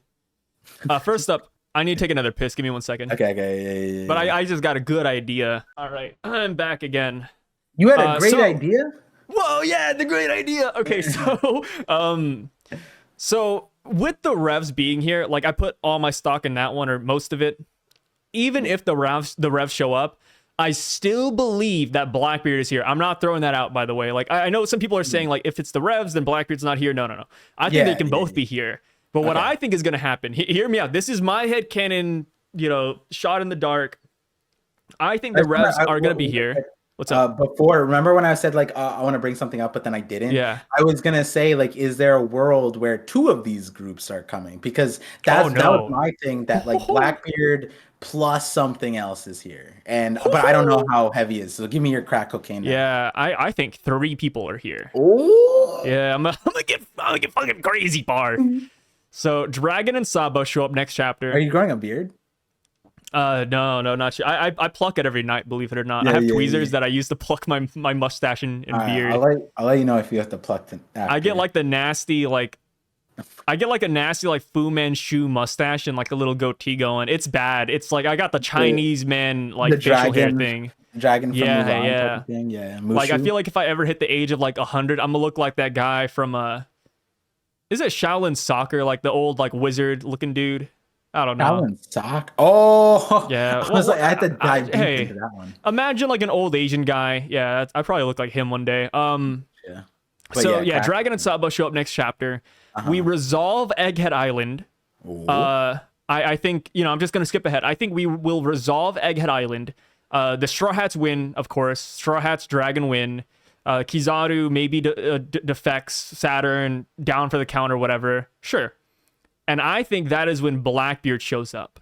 Okay. The very end to reap whatever rewards he can. His ML. But he's intercepted by Shanks. Oh. And that is when we get the Shanks versus Blackbeard matchup. Okay. Okay. That Oda, because Oda said that guy's gonna fight that guy, which Oda is horribly ambiguous. That Yeah. oh man, Oda would give the Sphinx from Egypt a run for his money. But I think that is how we're gonna get the Blackbeard fight. Okay. I see. That's why when I brought the Shanks coming in lieu of Blackbeard, that's where I was hesitant of like not saying Blackbeard himself is here, because it's like if Blackbeard does show up, then I think Shanks is here. If it's the Blackbeard Pirates and it's no Blackbeard, then I don't think Shanks shows up. Actually, but like yeah. if because the other way it goes is if it's not Blackbeard, then Shanks's crew would harm Blackbeard's side, and then Blackbeard himself could retaliate in a whole way, and it could start this like scattered war that goes on in the back or like in the foreground, but like as far as Luffy's crew, we would get like updates about like how Blackbeard and Shanks are clashing or something like that, because that is something that's like very interestingly, Shanks seems like he's chasing Blackbeard now. Blackbeard seems like he's collecting bargaining chips. So as far as those things go, it's like we do have to have them clash. I don't know where they would clash, but on the seas could be crazy. So like on the seas outside of Egghead, and it's like, but then it's like I would want to give Blackbeard more motive to go to Egghead itself, and then that's where I'm like, I don't know, like how strongly Blackbeard wants to go to Egghead if it means fighting Shanks now when it might not have been a part of his plan, right? Because that's the thing about Blackbeard is that he's very calculated and he like takes calculated risks. He's like, okay, this isn't worth it. This is worth it. The Navy is acting now, so why let them reap all the rewards? So let's stick our neck out now. Let's split up. Let's do all these things. Yeah. And so the thought I have is like, would it make sense that Blackbeard shows up and then he does fight Shanks? That would imply that whatever is on Egghead is so great that Blackbeard has to go there. And I can't fully think of that yet. So that's why I was like, I don't know about the 2 people scenario, or in your case, you're saying 3 people, because Dragon Sabo wait for Blackbeard, because I like that idea because that's Blackbeard's MO. But the Shanks running interception is interesting because it raises a lot of stakes without raising a lot of stakes, but still raises a lot of stakes. And then, but then it's like because then I also can't see it where if Blackbeard tries to run, does Shanks not able to chase him down? Because it's like that's also a weird scenario. Like if they meet, they have to clash, and if they clash, then there has to be motive behind it. And right now, it's even weird. What is Blackbeard's motive to even going to Egghead? Because then it's like, what information did he had? Was it actually York? Some people have that idea, and then me and you were thinking like, oh, he's just trying to get whatever he wants. And for the same thing that Saturn said in this chapter, he's like, what if someone has Void Sentry info? That would be Yeah. Blackbeard's reason, and that's why we were so set on tying those two together. And then so here we have a scenario that like, hey, maybe it is multiple entities, but like if it's those multiple entities, we have to write in a way that not all of them are involved. So if it's just Dragon and Sabo, then we don't include all the revs. If it is Blackbeard Pirates and Shanks shows up, then we are including all of these options, but they're not fully included in the arc because they're like fog. They're not distractions, so to say, but they're like locking each other Yeah. in a lot of ways. So And that is what Shanks did for Marineford, right? So yeah. so I will say I retract my output. okay. Wait, why do you Because I forgot that Blackbeard and his whole crew wouldn't be here, whereas Shanks would have his whole crew. I But feel the like that thing would is, be a little bit weird.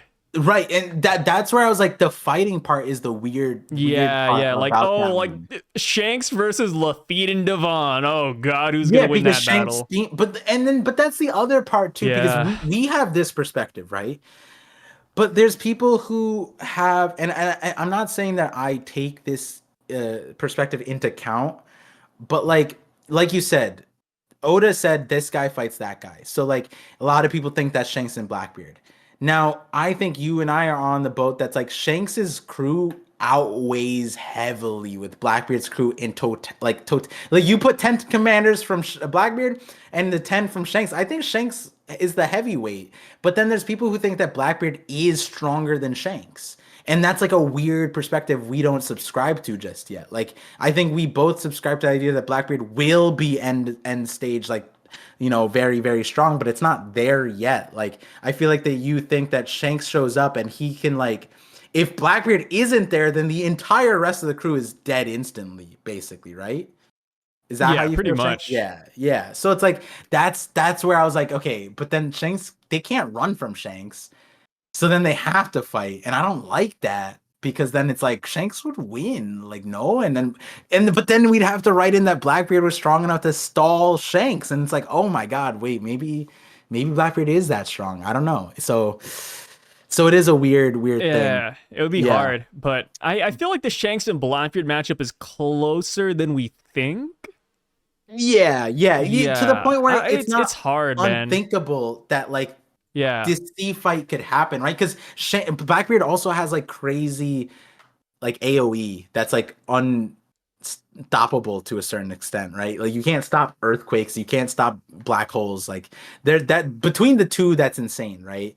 But yeah. Yeah, so like I think we still land on the same thing where it's like Dragon, Blackbeard, there's an interesting mix. Dragon feels great for one reason, Blackbeard feels great for others. And but did you like I couldn't believe how many people thought Big Mom Pirates, and I was like, it's an idea, not discounting it. So real quick as possible, Big Mom Pirates. I'm gonna rapid fire some other ideas. Big Mom Pirates. Yes, what's your thought? I like the Big Mom Pirates coming back in, but not for this. Okay. All right. So then sword. No, Yeah, okay, good, good, good, good, good. Okay, man marked by flames. no. Okay. Okay. All right. See, Like we're on. I need a good reason for them to come here, and I need a good reason for them to like intervene and fight the Marines. Because Yeah. that's what they're doing. Like if it was Sword, I don't think they would actually destroy another Marine ship. Hmm. So I'm gonna count Sword out right there. Okay. All right. Like So then, imagine Kobe destroying a Marine ship. You know what I mean? Like yeah, I yeah, don't know. That's yeah, weird. And then Tashigi would be there too if it is like the Hachinosu boys. yeah, yeah, Smoker even. Like I said, he's just so morally. He's a good guy at the end of the day. So I don't think Smoker would do that to his own crew yeah. or It's just weird. companions. Yeah, it's Obviously, just we so already strange. addressed Zunisha, Zoe. Yeah. What are your thoughts? Like, because No. last time, the only thing I see going for it is that actually, when Luffy awakened Gear 5 on Onigashima, Zoe was like, yo, and walked towards it and went towards it. So, like, there could be, like, Luffy goes Gear 5 and every time Zunisha just follows. Like, I could see that, but nobody gave that reason as for why they showed up. So I was like, I disagreed with anyone who wrote that clearly by that tweet. But anyways, so here is an interesting meme answer, and I don't know if you have more or you heard all the same, but I kind of I want to preface this one. I like this one for the heart, but it didn't make sense otherwise. Saul. Saul was an No. interesting one, but like the way people brought it up, I didn't like. People were like, "Oh, this is the guy Vegapunk called Oh as my the god. Yeah, person," Saul the Giant coming in to fight Kizaru, the Buster Call, and and CP0. people saying like he was Love like, it, I've love it, been love it. waiting for this my entire life, right? And it's like he wouldn't say that, and it's not the help, and that was just Stussy. But there is people who are saying that, and I was like, okay, I don't like that part. But as far as Buster Call goes, I was like, he could read the news and be like, Robin's facing another Buster Call. I'm gonna go say like I'm gonna run into this one this time. Imagine he comes in here and takes every single blow and dies again. That'd be No, but great. dies again is crazy because he lived again. But like, as far as that goes, like he shows that it's fodder. The Buster Calls don't mean anything so much so that he runs into it, right? So how do you feel about the Saul thing? Because No, no, no Saul. I I stopped them. Again, both of these meme ones, the last two ones, was the reason why I was like, you know what? Like I I just have don't my see how own Saul reason. would change anything. Like sure it'd That's be what, cool. Like whoa, Saul. Like I'm excited to see him, dude. Like Robin's gonna love Saul. Saul's been through one Buster Call. Let's put him through it again. But realistically, if you stop and think about it, Saul would probably lose to like one of the vice admirals or just two of them. oh, We got nine of these bad boys. We he have was a vice admiral Kizaru. though, and the only vice admiral to survive a Buster Call. I'm The gonna say right only. here, Par. People are gonna be upset, but it's the truth, and sometimes people don't like the truth. I think Saul is one of the worst vice admirals we've had in the series. He Wait, just has really? his feats are like in the negatives, to be honest. Like But yeah, there was durability like is there, but one of the he's a vice giant. admirals got The genes were tackled there. by a pacifista and fell, or Kuma. Wait, what? You remember the vice admiral just got no diff by a stiff arm on the way? Like Kuma wasn't even trying to hit him, and But that's like the that real vice. Kuma. Hey, real Kuma, that's a different feat. I'd rather lose to Kuma, to be honest. Like, I mean, that's just how it is. Like, I think Saul, he's going to be great for emotions. He's going to be great for Elbaf and Robin and everything, Yeah. lore. But I think he is not going to be a great fighter. So the just want to give some of you may have forgotten 3 hours in, but around the 30-40 minute mark, Sai was going off about how the dude vice admirals are pointless, sitting in the back. They don't get anything. He wants to see some action because at this point there's nameless, useless fodder. And now, 3 hours later, he's saying that Saul is the weakest vice admiral, clearly. The only one Yeah. to survive a Buster call.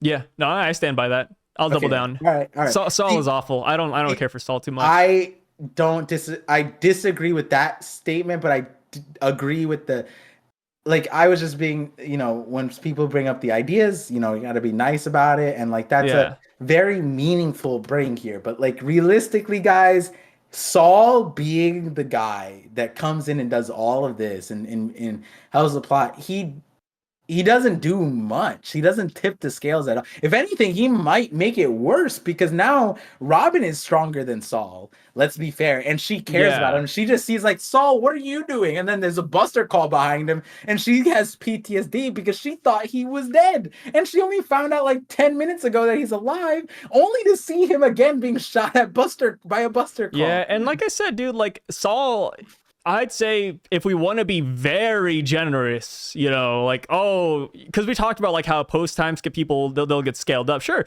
Saul's not even a fighter, but if you want to scale him, if you want to scale his ass up, sure, yeah, he could probably fight 2 vice admirals. I threw him that bone. Really, like in my heart, I feel like he can only fight 1, if that. But yeah, let's scale him up. He fights 2, maybe 3. Yeah, that's not doesn't really make too big of a difference. So do you have like, there's no way answers that you've heard? Because I feel like it's kind of a meme, but we already brought that up. Yeah. Anel, have you heard Anel? Because I haven't. I've heard Anel, but like the people who say Anel, I don't even think they believe it. It's kind of just a joke.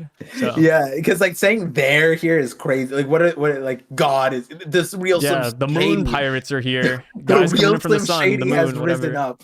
Like they go to the SBS like, oh, Odo designed them after Marshall Mathers. Like that'd be crazy. That's one of the silliest things I've heard. Yeah. Yeah. Like the.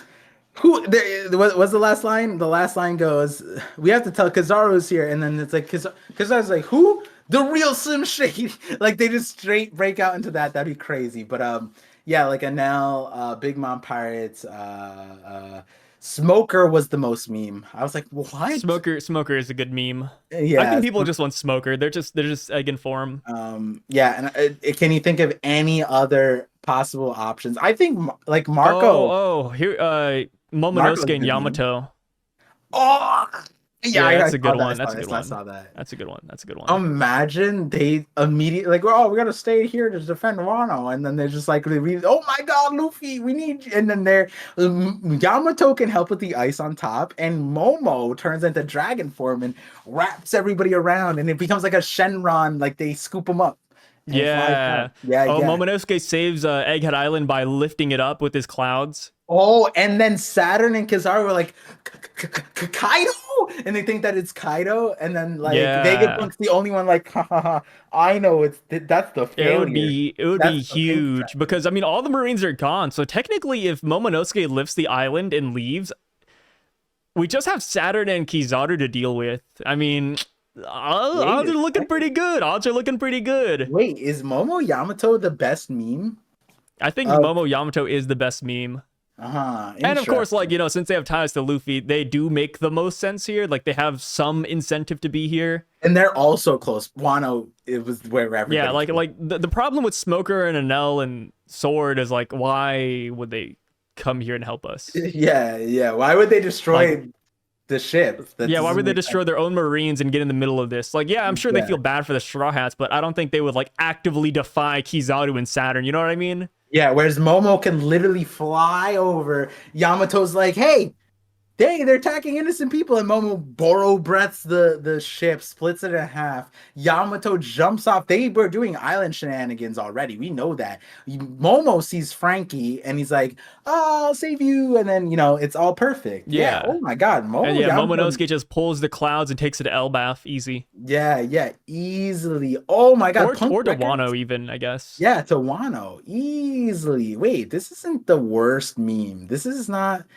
I feel like we put more thought into it than the memes we saw. I mean, I had like a whole theory about like how Vegapunk might end up in Wano. Yeah, I remember. So that it's was a like, good yeah, one. this could work. This could work. Yeah, this is gonna be the other way. Now, here is another meme one that nobody. I'm surprised you haven't brought up. I'm Which one surprised is it? chat didn't brought up. This is a meme 100%. Okay, we know that cannon fire can do this too, right? And where there is a vessel on the way. We know it's on the way, but we don't know what they're capable of, and that is Big News Morgans. Now he has Oh. Wapole on there. Wapole is a pirate and he can do cannon stuff. He can do that. And Big News Morgans is like he throws his weight around. He defied the Gorosei. It makes you wonder. Like he's going to like Marijois and here and there all on his own. I feel like he has a fighting force or No, something. no, Maybe no. these I memes like are Big News crazy. Morgans. That's Yeah, that's another good meme. I'd say Yamato Momonosuke and Big News Morgans, they're at the top of the meme polls. I like yeah, it. yeah, yeah, yeah. I haven't seen Yeah. anyone bring up Big News Morgan, so I was like, I I've seen one guy in the comment section say Big News Morgans, but ooh, the only problem with Morgans, like I always felt like they were gonna come here. That's like the whole premise of like the Sunny video. yeah. But the problem with Morgans is that I don't think they would actively throw themselves in the middle of all of this, and then plus destroying the marine ship. Yeah. Like you said that he might have a fighting force. Sure, sure, sure. You know, like I guess a Like the bunch of dude, birds, cool. yeah, yeah, yeah, yeah. But I'm not Or I'm not exactly there yet where he's boxing marines and destroying ships and hey, he's dodging boxing pacifista laser beams and all this. So Cypher Pole. He boxed him, one hit wonder. He yeah, it's one true, hit a true. Cypher Pole, and here the thing is, this meme would be elevated to like sky high records if the theory pans out that Big News Morgans is like Scopper Gaban like in his Zoan form permanently or some reason. And I'm like, There's sure, but something that debunks that. Oh, it was the flashback of God's Valley because Big News Morgans was already like established during and, God's Valley. but you know, I said that, right? And the chat goes, Yeah, yeah, they yeah. weren't in the same room. It could still be Scopper. Oh, Why can't we you're have not the wrong. It's like the Batman thing, right? yeah, like, but I was like, I can't debunk your debunking of that, but like, you know, it's weird that like he's on Rod, and then, but then that does fill there is a plot hole of like how the world got the Roger stuff, because like, it's not like Roger like hit a button to notify everybody. The world found out about him, and we don't know how, and so that's where a lot of that theory comes from, the Yeah, it could be Scopper. Big News Morgan, Scopper Gabon. Yeah, yeah. Or That'll be that Big News big. Morgans was an ex Roger Pirate minimum, and then the elevates that when we found out that Big News Morgans was always in his Zoan form or a hybrid or whatever, so we've never seen his normal form. That's when people were like, "Oh, Scholar," like so. That'd be great because then it's like Rayleigh Sabaody and then Scopper on Egghead. That'd be kind of wicked. That would be pretty big, I will admit. Yeah, yeah, yeah. Not Oh, a and bad then option. if Scopper fights with two axes, he can pick up. Well, guys, hey, thank you so much for stopping by. You guys have a great day. Sorry we went on for 3 hours and 30 minutes. Oh, to add it, what if Sentomaru is the one who blocks the lasers for Kuma? Just a thought. Well, see you guys later. Peace out. Peace out.